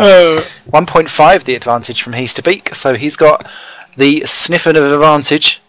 And talking of sniffing, don't really want to eat a mince pie now. You wait until it comes with clotted cream on. Oh my word! I tell you what, though, I do love is those alcoholic butters, because then you're just getting drunk on pudding. Hats off to whoever done that. Hold up, they're close. There's 2 hundredths between them. There's 2 hundredths between them. Change the subject. Okay, 18 thousandths it was then. Ranieri pulled it back from the brink of extinction, and it is the tiebreaker. This could be the closest heat that we've had so far. Who's going to do it? Time in nows. Just Ranieri. Oh, as he clouts the outer barrier. James? Alright, Rude Heasterbeek. Either of them. One or the Both other. of them. No, what did heat it? I will go with my initial one, Giuseppe Ranieri, even though now that I think he clout the ball, I don't think he's going to do it. Boo. Yowza chickens! Yowza chickens! And he's gone a little bit wide into that corner as well, but I'm just being critical because I can see him.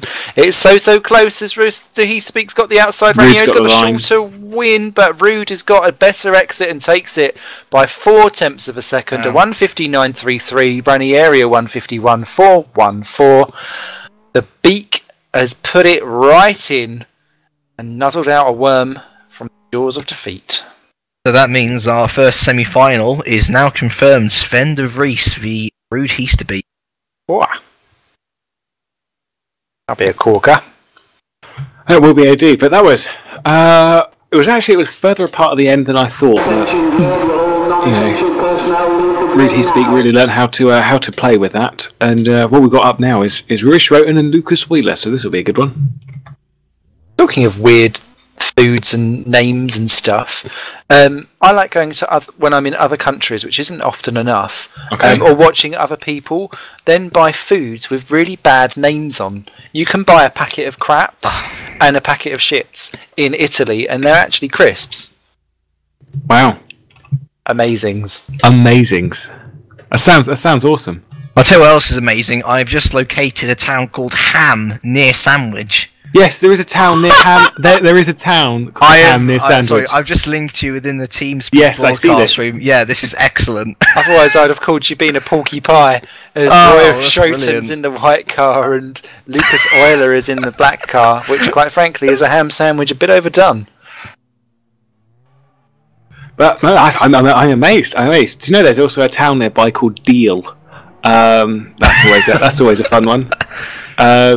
But yes, I know about that. The town of Ham. My friend used to live there. Ham sandwich deal. Excellent. Ham sandwich deal. In your subway. In your subway. Amazing. Schroten runs out a bit wide into one of the corners, judging by my racing lines, which, to be fair, get me 33rd. So I can't really comment, and he's still just slightly ahead of Lucas Euler, who's looking a bit unsettled and a bit shaky. And he keeps scraping the inside barriers as if he's not actually taking too much of the apex and forgetting that you can't put the wheels inside the white line if a barrier is there. Yeah, well, remember GPVWC rules. We're always there going, oh, I could just take a little bit more of this curb. Do you know what? I can actually take all of it. The thing is here is that you can't take any of it because there's a wall there. Which is good, because I get annoyed. Well, not annoyed, but it's a shame when we've seen it in the real F1. The track limits are just being abused, so therefore it doesn't become the track limit anymore. And yeah, this solves it. Yeah. I will. My thing with it is that in F1 the rule is the white line, which is constantly ignored. In GPVWC, its track limit is the curbing, which is in the regulations. But yeah, that's me. And to the final there, and it's Schroten that takes it by 4/10 of a second from Lucas Euler, and I think that's a little bit of an upset.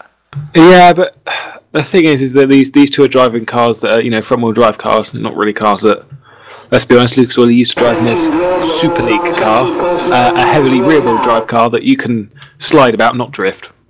Screw that.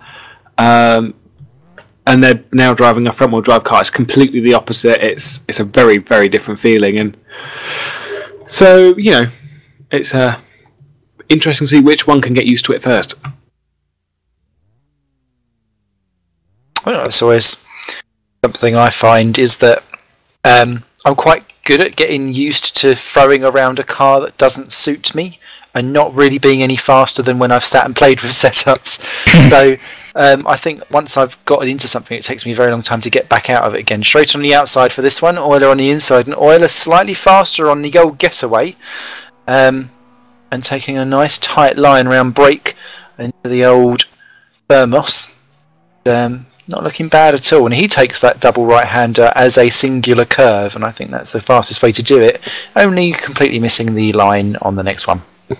Yeah, it's not good if you perfect the line on one corner and then really mess it up on the next, but with the some of the double apex... Don't poke fun at me! I'm not poking fun at you, I'm just stating. It's just, when you have like the double apex corners, it's important to do that as one corner as opposed to two different corners. Because that's where the time is. It's one smooth motion, which you've seen some of these drivers do and others not. Tip of the day. Tip of the day. Tip of the day. Do you know what? I would value a tip of the day far better than sub of the day. As they come across, and this is going to be dead heat, surely. No, 96 thousandths. The thing is on the outside you can get such a better drive, provided you don't Lucas Euler it into the inside wall. Yeah, that is very, very true. You can straighten the car up a lot better as well because it's much less of an apex, isn't it? So, loving the old tactical approach. And I suppose that's why we swap round after each one as well, because obviously there must be people's preference of which one they like to do first as we come into the final quarter, and Euler still very much on Schroten's back. I don't know who's going to get this one. It's going to be close.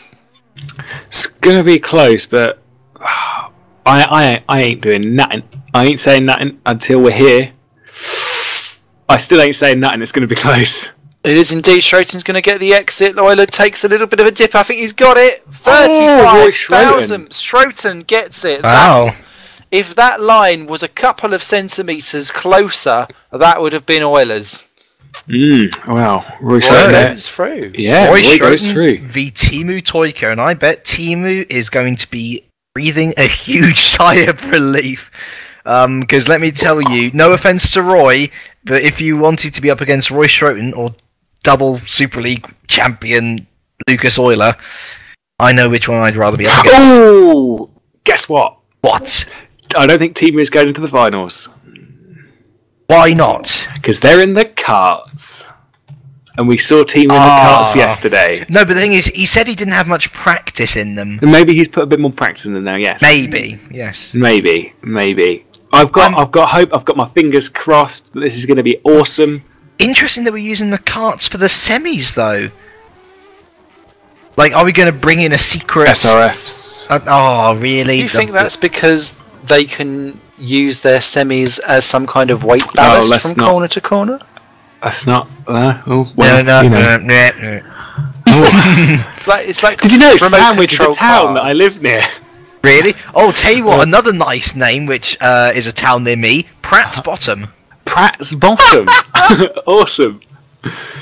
You can look that up if you like. It's Pratt's with 2 T's. I was down in the southwest with my father. We were going on a little holiday with family, and we were on the train. And do you know what we went past?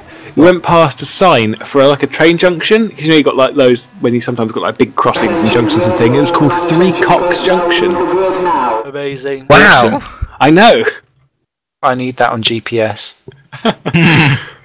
Although, talking of Pratt's Bottom, what we had, and it's just, you wouldn't wish it on any teacher, but on the year that I was leaving my infant school, we had a new head teacher called Mrs. Pratt, and you just wouldn't choose that profession, would you, if that was the surname that you was going to have? No.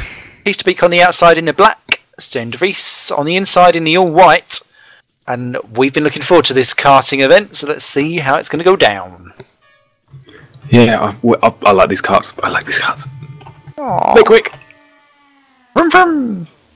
I wonder if they'll be quicker than all the other cars that we've had so far. They are a little bit faster. I mean, seriously, if I can top a practice session in them... Lewis is still 10th in the overall standings. See? That's how good I am.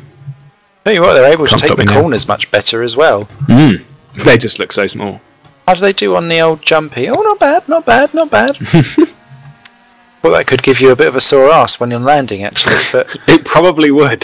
A bit like ask Fernando Alonso after his flying jump, Sven de Vries and Hugh Teesterbeek. Funnily enough, both of them driving as clean as all of the cars that we've seen so far this evening, I think. These cars are... they're kind of like they're one of those cars, or, well, it's not really a car, but it's one of those vehicles that's easy to drive, but hard to drive quickly. Sven de Vries doing a great job of it. I know temps up. Indeed, Sven looking like he's going to be securing himself a point to put towards his basically admission to the final. Ching ching. So, as the person that was tops on the old practice session, what is the key to driving these karts fast? Making sure that everyone else is in a buggy. But in terms of, because you're talking about the fact that Lupo's are front wheels, the buggies require you to slide. How do these work? The thing with these is that the brake bias is pretty much almost completely rearwards, and that can catch you out very easily heading into some of the slow speed corners. But Sven de Vries looking like he's going to monster this one, and the line in these cars, the line that you take on a track, is way more important than in like other vehicles, because you're obviously in a much smaller vehicle on a much bigger track. Yes. So it's all about learning how to drive the cars, not sliding, but like wall to apex to wall, basically. Okay, if that makes sense. I've always quite fancied taking part in a karting league because I think that's the theory of driving. I can kind of do not too bad. Me and you, Smithy, we should go up against each other. Me and you. Amazing. We should. Let's photograph that. Okay. And then what we'll do is, I think we should advocate a little mini karting league because I'm loving these karts. Sven de Vries won that one, obviously, by 0.8 of a second. Teesterbeek is now on the inside in the black, de Vries on the outside in the white. Could we see a reserve going through to the final? It's looking potentially... Looking like that way, isn't it? Could we see a reserve as the champion? What a turn up in the box that would be. Well, my favourite for taking it this evening is already out, so, that's it. Sorted. No, you just go, right, sod it all, let's go for the reserve driver. I believe in you, Timu. Oh, that sounds like a Christmas #1. Does it? What? It does. I believe in Timu, especially sung by some awful men like Man Zone, not Boy Zone. Gary Barlow. Oh dear. Yes. Rude Teesterbeek 1.7 clear at the first little bit, which behind. Oh, he's round. Oh, now he's on the grass. You don't want to be on the grass in these cars. That's something also that's important in these cars, karts, is that you don't want... Exactly. They get stuck so very easily because they're really, really low to the ground. There you go. He's called it quits. Has Ruud Heasterbeek. Oh dear. De Vries. What does that do, Mr. James? Well, that puts Sven de Vries through to the final, and I am disappointed in Ruud Heasterbeek in that one. I am actually no harsh words. I am very disappointed. We saw him do a similar thing in the Masters competition. He was quite upset with either the driving standards or the fact that he wasn't as fast as certain other people. And he just pulled out for the last couple of rounds, didn't he? So I don't know. As I say, well, I was disappointed in Jordan Weeks yesterday for sort of half giving up as well. I think I'm a driver who always believes you should push until the very end. You never know what can happen. You know, Sven could have, for all we know, he could have flipped over the wall, and Ruud could have rescued a point, but we'll never get to know that now. No, that's a good point. One of the key things of a sim racing driver, and anything to do with sporting achievements or anything like that, is have the grit, the Aussie grit and determination to make sure that you never give up. Yeah, well, you do, Smithy, because you always fought through those Formula Challenge races and always got towards the checkered flag, even with multiple punctures. I remember when me and Smithy got a double points finish. I remember that day as well, because I did really badly. What a great day that was when I called Spa 98 as well. Yeah, that was when I got caught up in Spa 2012 and then round a corner and then Spa 98 as well. That was brilliant. Thanks. It was just depressing. Oh, good times. Good times. Aww. Oh, yes. Team boy. Maybe I should go and crash on the formation lap more often. That seems to be my lucky charm. Got me out of all the carnage that would happen afterwards. I was just it's funny because in other series, in other years, I've had 100% finishing records. I never retired. I'd had years, like several years, where I'd never even crashed or anything like that. Yet this year, I was just a magnet for disaster down in the first lap. I don't know quite what happened. I don't see Roy out on track. No, they're just having a bit of a problem.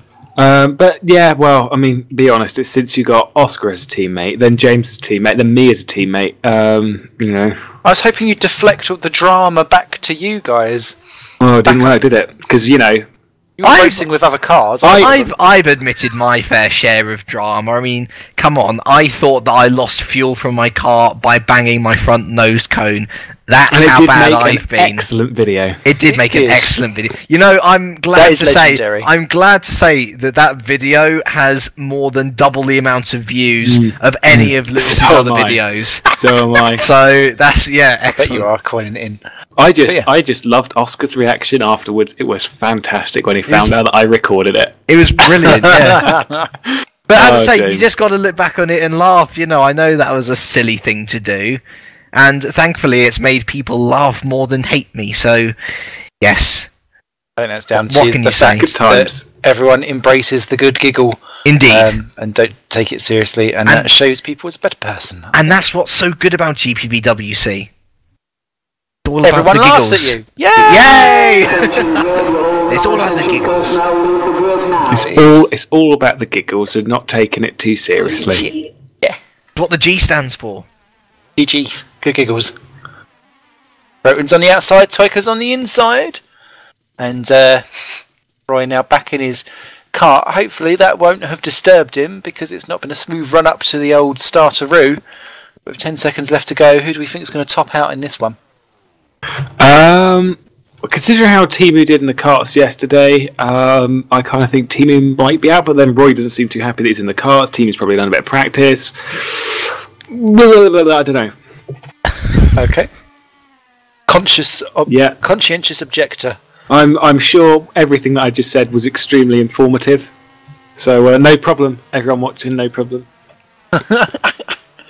Timu off to a decent start, taking nice wide lines round the old thermo and up over the bridge, but it looks as though Schroten is a wee bit faster on the inside line. See what the gap is as they cross over. It should be around a 1-2, 1-3, 1-2. Oh, it's 1-2. Okay, this could be close. That's nigh on dead on because these cars are going a bit quicker, aren't they? We've not done our mad science, so I'd say 1-2 is about right. I'd say so because they're going about 5 seconds quicker than the other ones, so that should be a tenth. It's science and it's chaos. Let's start that again. And Toyka is out front, just a bit from the old Schroten. You're always going to do, that's fine. Going to have to get his Schrotens right out to make sure that he can pull that one back. As Toyka goes a bit wide into brake. So harness the power of the Schroten. Exactly. His brothers. Well, the thing is with these carts is that they don't really damage too easy, so you can kind of chuck them into all the... I wouldn't recommend it, because where the white lines are, there's kind of like a dip, and it's not really too good. It looks like Woy may have pulled it back just a little bit there, as Timu gets very close to the wall on the outside. He's been pulled off by the literally what I just said. Over the white line, there's a little bit of a dip. He was just pulled off by that. I suppose because you're so low to the ground, it makes it much more severe. As Roy takes the first victory of this little semi-final, sorry, and 7 tenths ahead of the Timu. So Roy's got the first semi up. Let's see what happens for round 2. Semis. It's not very often we have semi-finals, so I need to put as much semi-jokes in there as possible. Okay. Before they never let me back on again. I'll let you off. Don't let me off while I'm in a semi.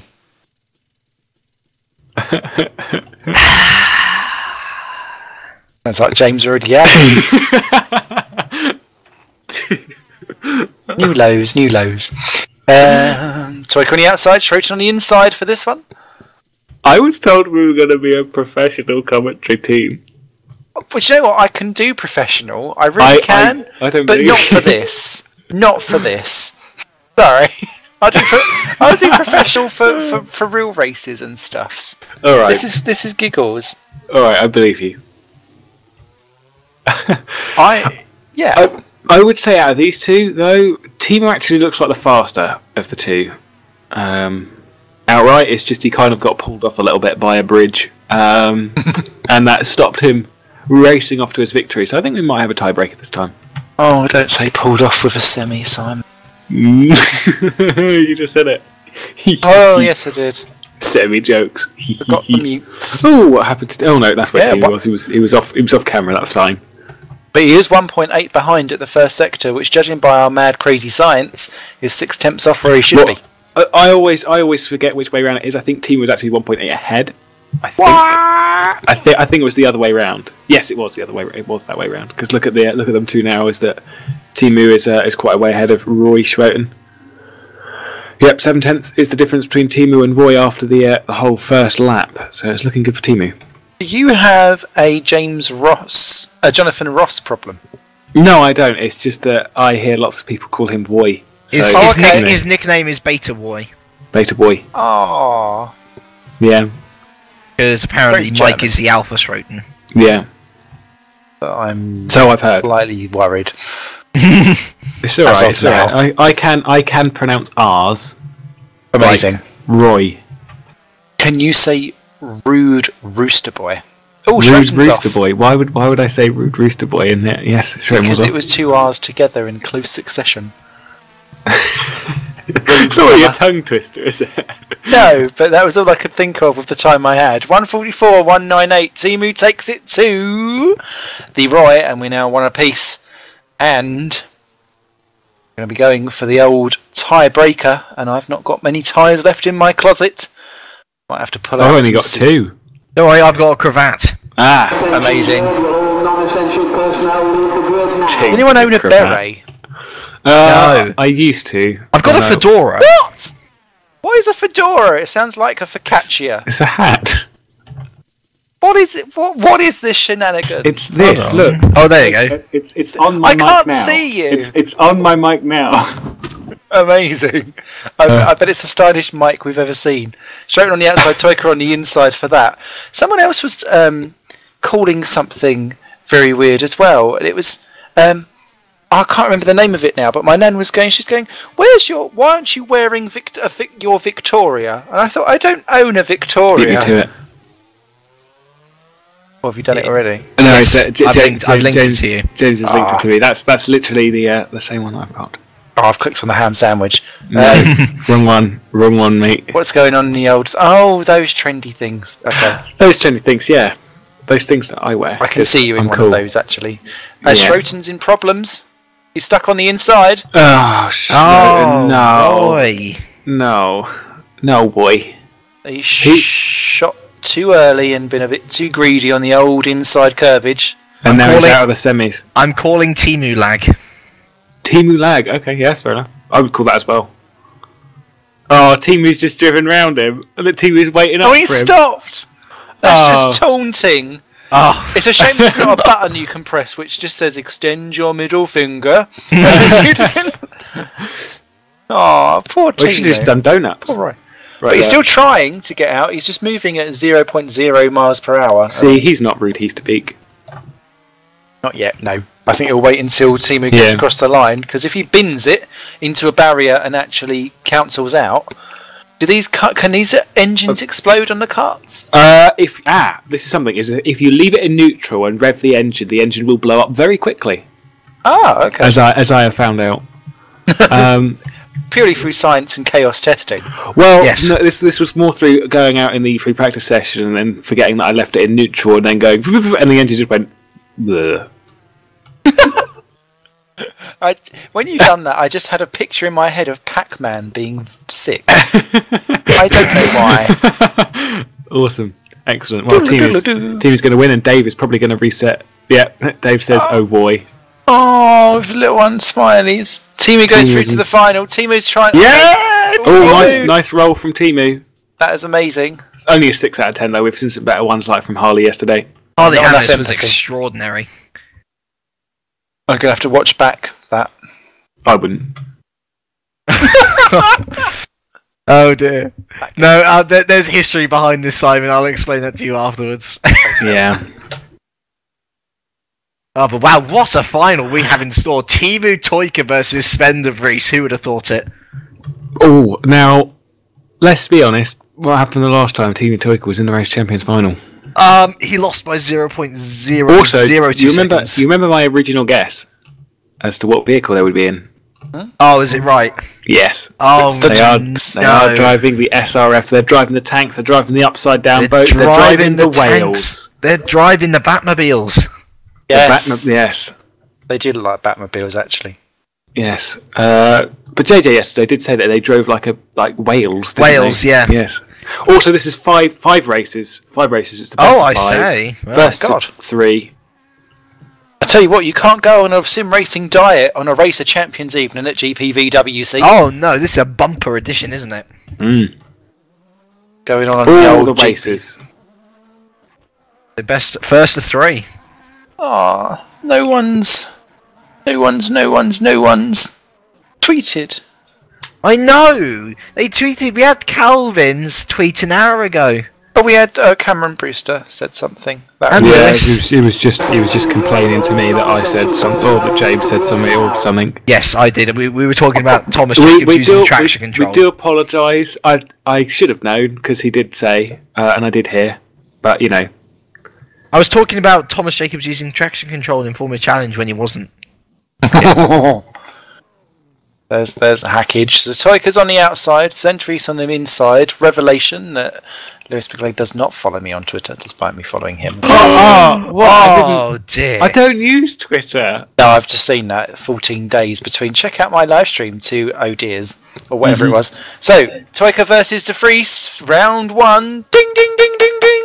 We're off and away in the SRFs. This one's going to be potentially very, very tasty. Yeah, they get on. Yeah, these cars. These are the only car in the mod that we've got that I haven't driven, because I just sort of looked at them and went, no, I'm not driving that. But you know, nevertheless, that's why we're here in the Race Champions. These look like possibly the more difficult of the cars, and the gap between the two at the moment, 1.6 seconds, and these do look like some of the slower of the lot, and I'm not sure if they're rear-wheel drive or front-wheel drive. I think they're rear-wheel drive.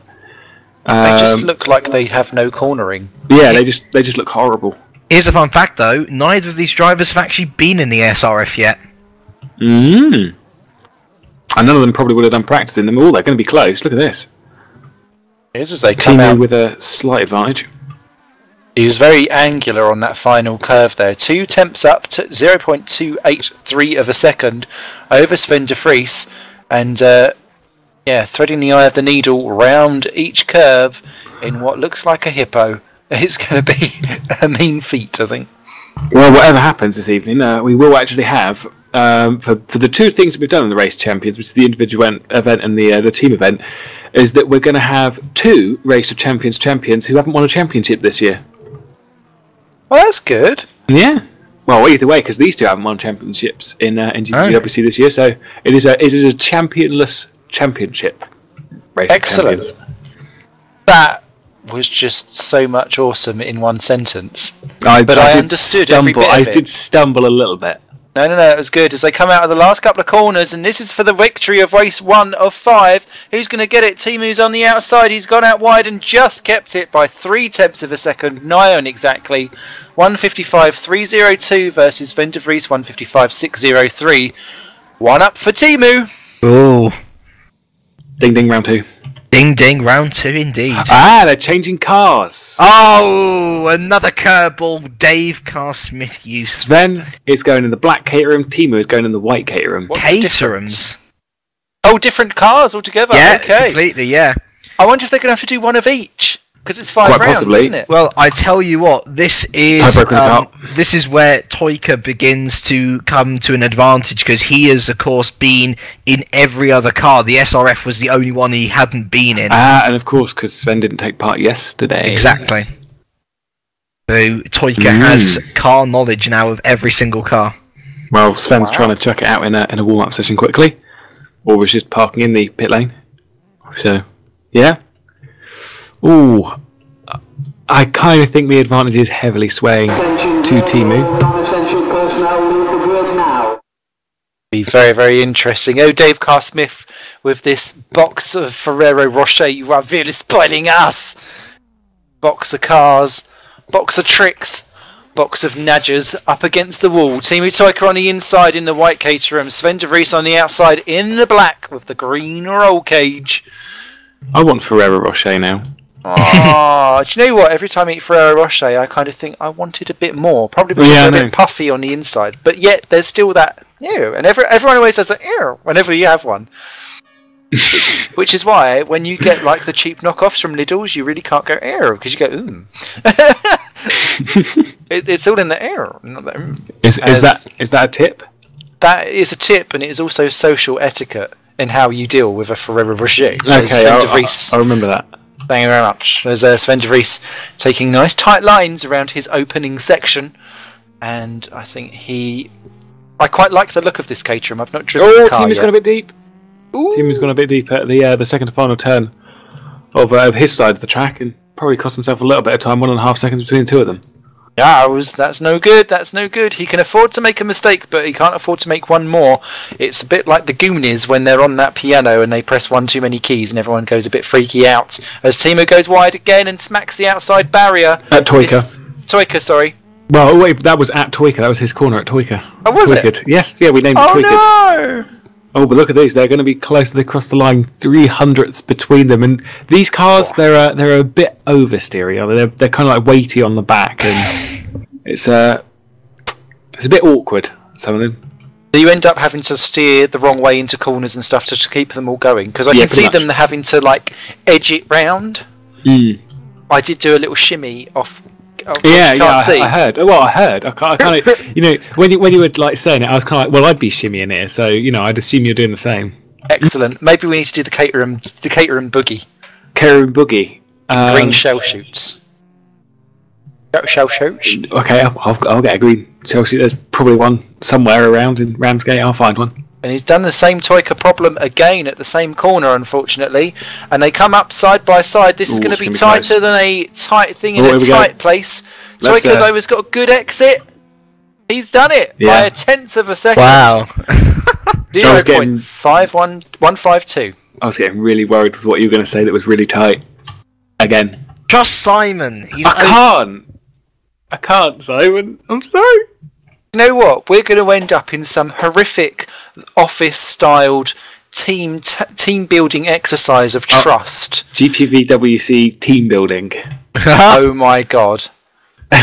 What does that include? Scoffing donuts or something? Trying to beat the Ferrero Rocher record? But Gosh, you don't know what the filling is. Do you remember that guy on Britain's Got Talent who No, couldn't because I beat the don't watch record? terrible TV. LOL!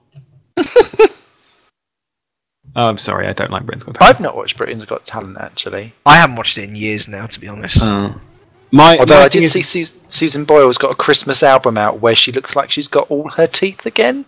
Oh, that's good. Awesome, they're in the buggies, by the way. They're in the buggies. Buggy's next. So this was what Timu was in the second round yesterday. No, track bug, we're going to reload. But, well, my thing with Britain's Got Talent is that, like, loads of people that I know watch it. It's the same as the one that's not Britain's Got Talent. That's not even anything. No, it's not even anything to do with that. The one that everyone else talk about. No, screw the Voice. I'm a Celebrity. That one. Oh, right. I'm a Celebrity, and I go into college after I've gone into college after that's been. I was like, oh, did you see I'm a Celebrity? And I'm like, no. Oh, we got a tweet. Who from? It's from Mr. Shane Burke, and he actually tweets directly to Simon, saying, "Hearing you have to sing if Timu wins GPVWC." Twig song. That is the second person. I can't remember actually what the original Toika song is, so it might be made up on the spot. You did say on Tuesday that you were going to do it. You were going to sing the Toika song if Toika wins. French Reese better do quite well. If Toika wins this, ... Well, it was a comment actually. It's over. ... was better. Oh, Sven Fries gulps in chat. Oh. 15 seconds to go. This could be it. I wonder if he's got a fridge right now, because that says gulp down by the end date. So Sven Fries in the black, super buggy in the inside, Timu Toika on the outside. Would rather see a mod where they're actually doing super huggies, and that would be an amazing mod. Off and away, and it's going to be so tight as they go round one, and Sven Fries takes a very wide line into turn one to do a nice close exit on the exit of break, whereas Timu is threading the eye of the needle between the barriers and the white line, and looking like he's really throwing everything he's got into that car. Yeah, Timu's getting it nice and sideways and nice and slidey, although you can't argue with that. The Sven's doing pretty much exactly the same thing, looking nice and close. However, 1.5 seconds. That's about a tenth. Oh, Sven's gone out and clipped the wall on the outside of what was it called? Something. Noise. That one. I couldn't remember. I was just looking at it going, I don't know what the noise is for this again. But they're looking pretty even Stevens when it comes to driving, maybe with a slight advantage of Timu, as you can see. Excellent stuff as they come across the end of first lap, and he's got 9/10 of an advantage over Sven de Vries as they cross to do lap 2. Timu just gets away with a big slide into the old elbowed corner, or the old, I think it was called mount it for a split second, before he then does the Timu corner, and he's not repeating the Timu Toika'd mistakes of previous times. He is very focused on this one. Sven de Vries trying the best that he can, but it looks as though Timu is in a supreme mode at the moment. He is up to level Toik. Yeah, he's just absolutely sliding it the way the car needs to be slided around, and it looks just like this is when you know he's driving it well, because it looks really easy to drive and it just isn't. That is so true. As they're coming around the last couple of corners, what can Timu do? Is he going to win the Race of Champions? Indeed he does! Timu Toika with a 1:45.452 takes the win of the Race of Champions 2013 for GPVWC. Congratulations, Timu Toika. You are a champion of champions. Yeah, GG to Timu. Well, I did say he was everyone's secret favourite in the paddock, and I'm pretty sure he's going to have made not only himself happy, but a lot of other people happy today as well. Yeah, it was a nice little turnout. Obviously, we had our reserve driver heading to the old final, and Timu though did an absolutely excellent job to take it and to win the Race of Champions individual event. Even though couldn't do it yesterday, but just did it this time. Fantastic stuff there from Sven de Vries. As we say, he's becoming as a reserve. Has absolutely kicked booty all the way from start to end and just missed out on one final Bottas lap. We're doing a quick race for third in the karts with Ruud Heesterbeek versus Roy Schroten, just to see who is going to be top dog on the bronze position and who's going to be slightly left out. I think fourth is one of the harshest places to ever finish in a league. I've been there twice.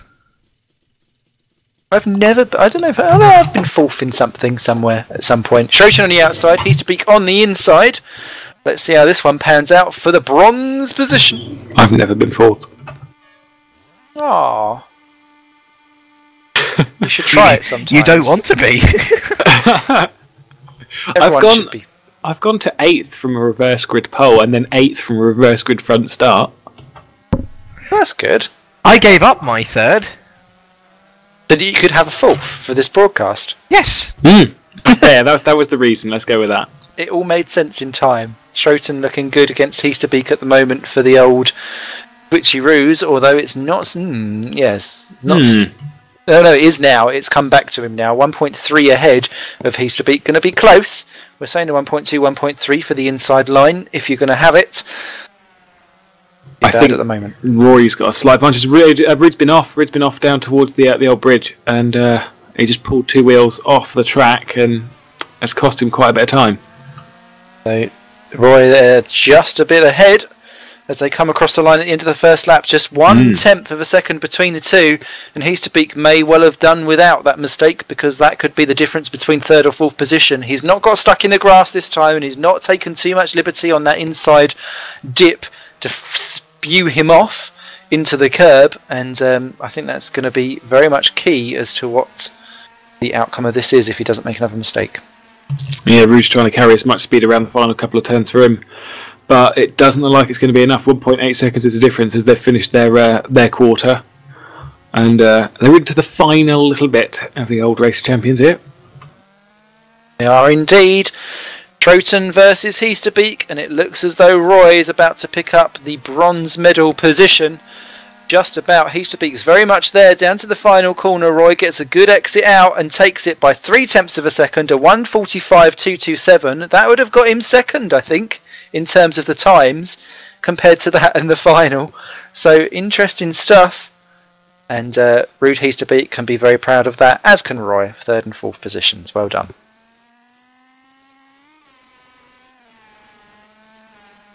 Yeah, it was analysis, guys. Sorry. Timo shows that he can drive all vehicles, so really good job from Timo, and a deserved singles champion. I'm surprised Pepe went out as far back as he did. However, it was to Ruud, who's a damn good driver, and no one can take that away from him. But you know, Timo Toika, well deserved Race of Champions champion. As I say, definitely a popular champion at that as well. And I can tell you right now, I've been keeping my eye on Twitter. Excitement for the Temu song is building, Smithy. So I think we're expecting the lyrics. Yes. Well, actually, setting up. There's going to be some interviews that are coming in, I think, before we get to any of those shenanigans. Absolutely. I think we're going to have some delighted people in. And I think Temu may have some words, plural, to say. Wow, this is just unbelievable. I mean, as much as it hurts last year to lose by 0.02, it's delight to win this individual. Wow, I wouldn't have believed that I won this. I think we need to say, Temu Toika, you are the Race of Champions champion. Woo! Amazing. You guys take it away. I just need to do some setting up. Yeah, I mean, and also, I mean, the fact of the matter is, team, you didn't just win it, you won in absolute style, winning 3-0 in the end. You came up in the SRF first, a car that you hadn't driven in the competition before, but then do you think that you had the advantage going in with the other two cars, because whereas Sven had come in as a reserve, you'd already had track time in both of those two cars? Well, I don't really know. I tested the buggy out before just because I liked it so much, and that was about it. I didn't test the other cars that much, other than the official practice before the events. So, Phew. But it's weird, you know. You're usually lost for words anyway, but I mean, I can tell that this really does mean a lot to you, and I really do hope that we're going to be continuing on with the individual event for next year. And if that's the case, then you should get automatic entry into that. But talking to you yesterday, you were really up for doing well in 2014. This surely has got to be the icing on the cake for you after what has been, to be really honest, actually quite a good season for you, especially after doing so well in the Masters. Yeah, the Masters mod I liked very much, and this rock event has always been one of my most liked things in racing. So I'm really chuffed to win this. Should be as well. Well done, Teemu. Absolutely, fully deserved. And have a nice break now, because you, as I say, you deserve it. Yeah, thank you. And because when Sven, he did really well. Nobody gets to finals that easily. So well done to you as well. Absolutely. Perhaps we could bring Sven in on this. Of course, brought in as reserve, and you find yourself getting all the way to the final, and an astonishing effort from you, especially given that you didn't have any practice from the 2 days of racing we had before this. Hello. Yeah, it was interesting. I definitely didn't expect to get this far, so it was great. I mean, I had some close fights with great names like Lucas Euler and Ruud, and certainly didn't expect to win from those guys. And it was a lot of fun. Just Teemu was just faster, and I couldn't keep up with him. And I think I've been asking people throughout these 3 days, what it feels like going up against really big names in equal machinery. And here today, you've proven that you are more than a match for the likes of Euler, Sukas, Redshaw, who you beat to get through. Do you have any idea what your plans are for next year, or do you have any idea what you'd like to be doing next year? I'll be racing Super Cup again next year. This time I'll be doing a full season, so no more whoring around in different classes. Well, we wish you the best of luck with that, Sven, and hope to see you out on track soon again. You've done extremely well to get to the final. Unlucky on being pipped to the last post. But again, well done. Second is an extremely good feat. Thank you. Very happy with that, and thanks for hosting this fun event. I really had a good time.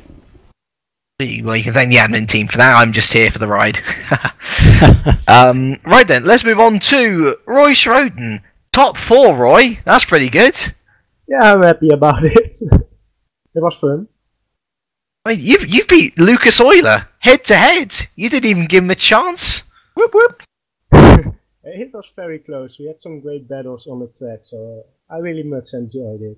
Yeah, he's a good driver, but this time I beat him. But on the normal track, he beats me, so it's even now.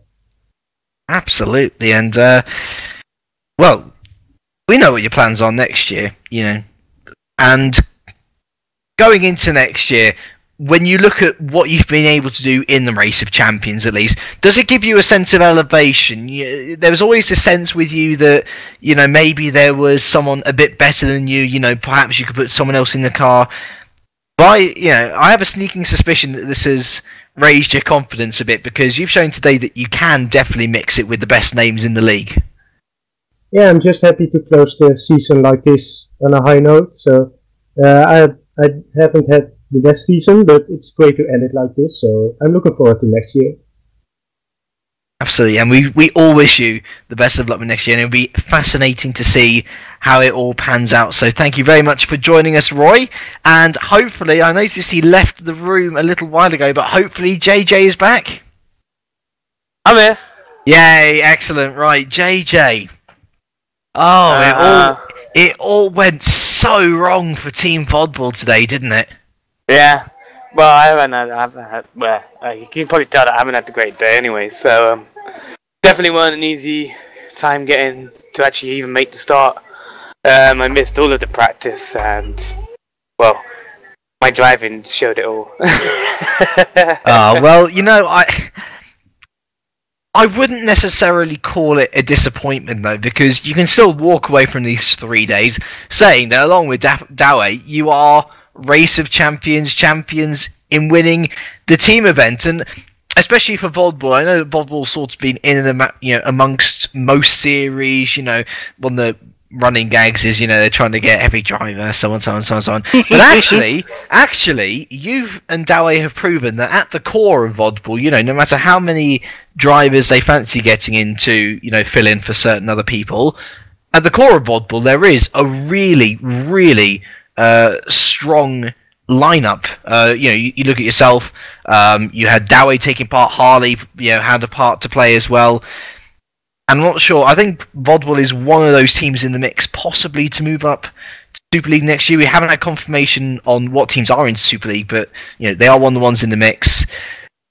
Do you think that Vodball are finally back on the big scene after this year? Because of course they were with GPVWC before. They made their return this year, and quite a few race wins this year, to be honest. Yeah, there is very, very, very, very good core drivers.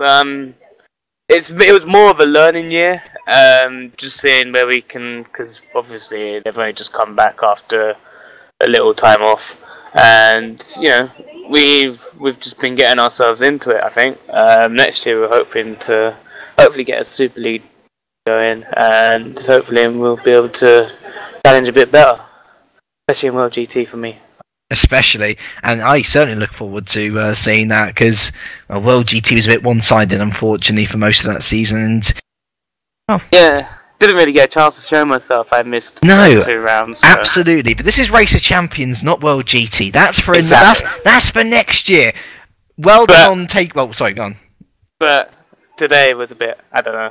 It was just an off day, I think. And my mindset just wasn't in it, I think. There's always time to bounce back, though. Exactly. Well, commiserations for today anyway. You still go away as teams champions.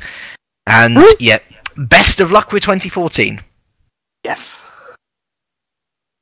Thank you. So, that's all the interviews we have for today, Simon and Lewis. Mixed emotions, but overall a sense of anticipation for 2014, I'd say. Clambering at the bit. I don't know what Lewis is thinking, but my goodness me, I'm salivating already. Well, 2014, we've got the potential in Super Cup and even Formula Challenge, and even obviously when you look at who's moving up to Super League or who could be moving up to Super League, and then you've got the World GT and the WSS. It's just looking like it could be such a good season, and we also have ITC. Pretty much GPWC is almost completely over for this year. We've got a couple of rounds of the ITC left before it's finished. It's been a good year, but next year's just got all of the markings just to be that little bit better. What about you, James? I cannot wait, and I think I've got to echo everything Lewis has said there. Every series, no matter where you look, seems to be shaping up to have even more excitement than this year. And whether you're a fan of your tin tops, your open wheelers, particular drivers, or particular nationalities, GPVWC 2014 should have something for everyone. So I think so. Well, I think what that does, we've had cheers for it, we've asked for it. I don't even know what's going to happen. But the only things that we can do this evening to say thank you so much to James Kirk and to Lewis McGlade for hosting the events and taking things to a new level. It's been a pleasure to commentate with you both. Get your words out, Simon. And let's do it again sometime, I think. And thank you so much for everyone to watching, all the drivers for taking part, Dave and the admins for sorting everything out, plethora of cars. It's practically like we've had a benefit family on the server all evening. And I think we're going to end with a little song dedicated to one of our favourite friends.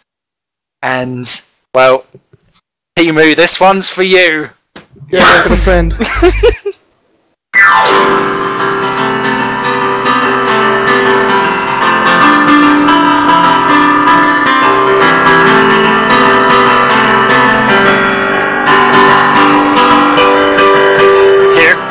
Timu singing his song. Here comes the Timu playing his along. Here comes Timu singing his song. Yeah, champion bitch.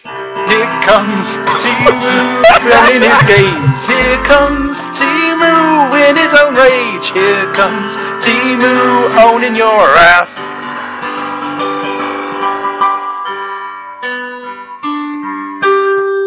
Everyone loves Timu Toika. Everyone loves Timu Toika.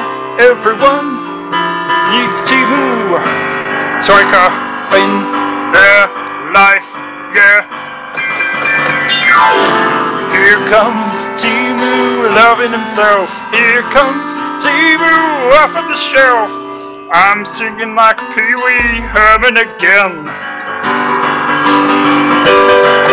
Everyone needs a Timu to love. Everyone needs a Timu to be beaten by.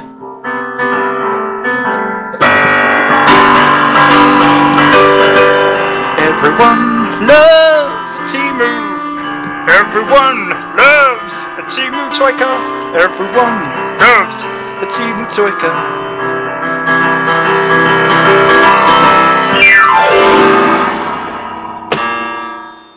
Yo, bitch. Fuck off. Awesome. Amazing. I'm in Awesome. heaven. 10 out of 10. I, as I said, Christmas #1. Defos. We love you, Timu! Signing off. We'll see you 2014. Actually, no, we won't. We'll see you next Monday. Ah.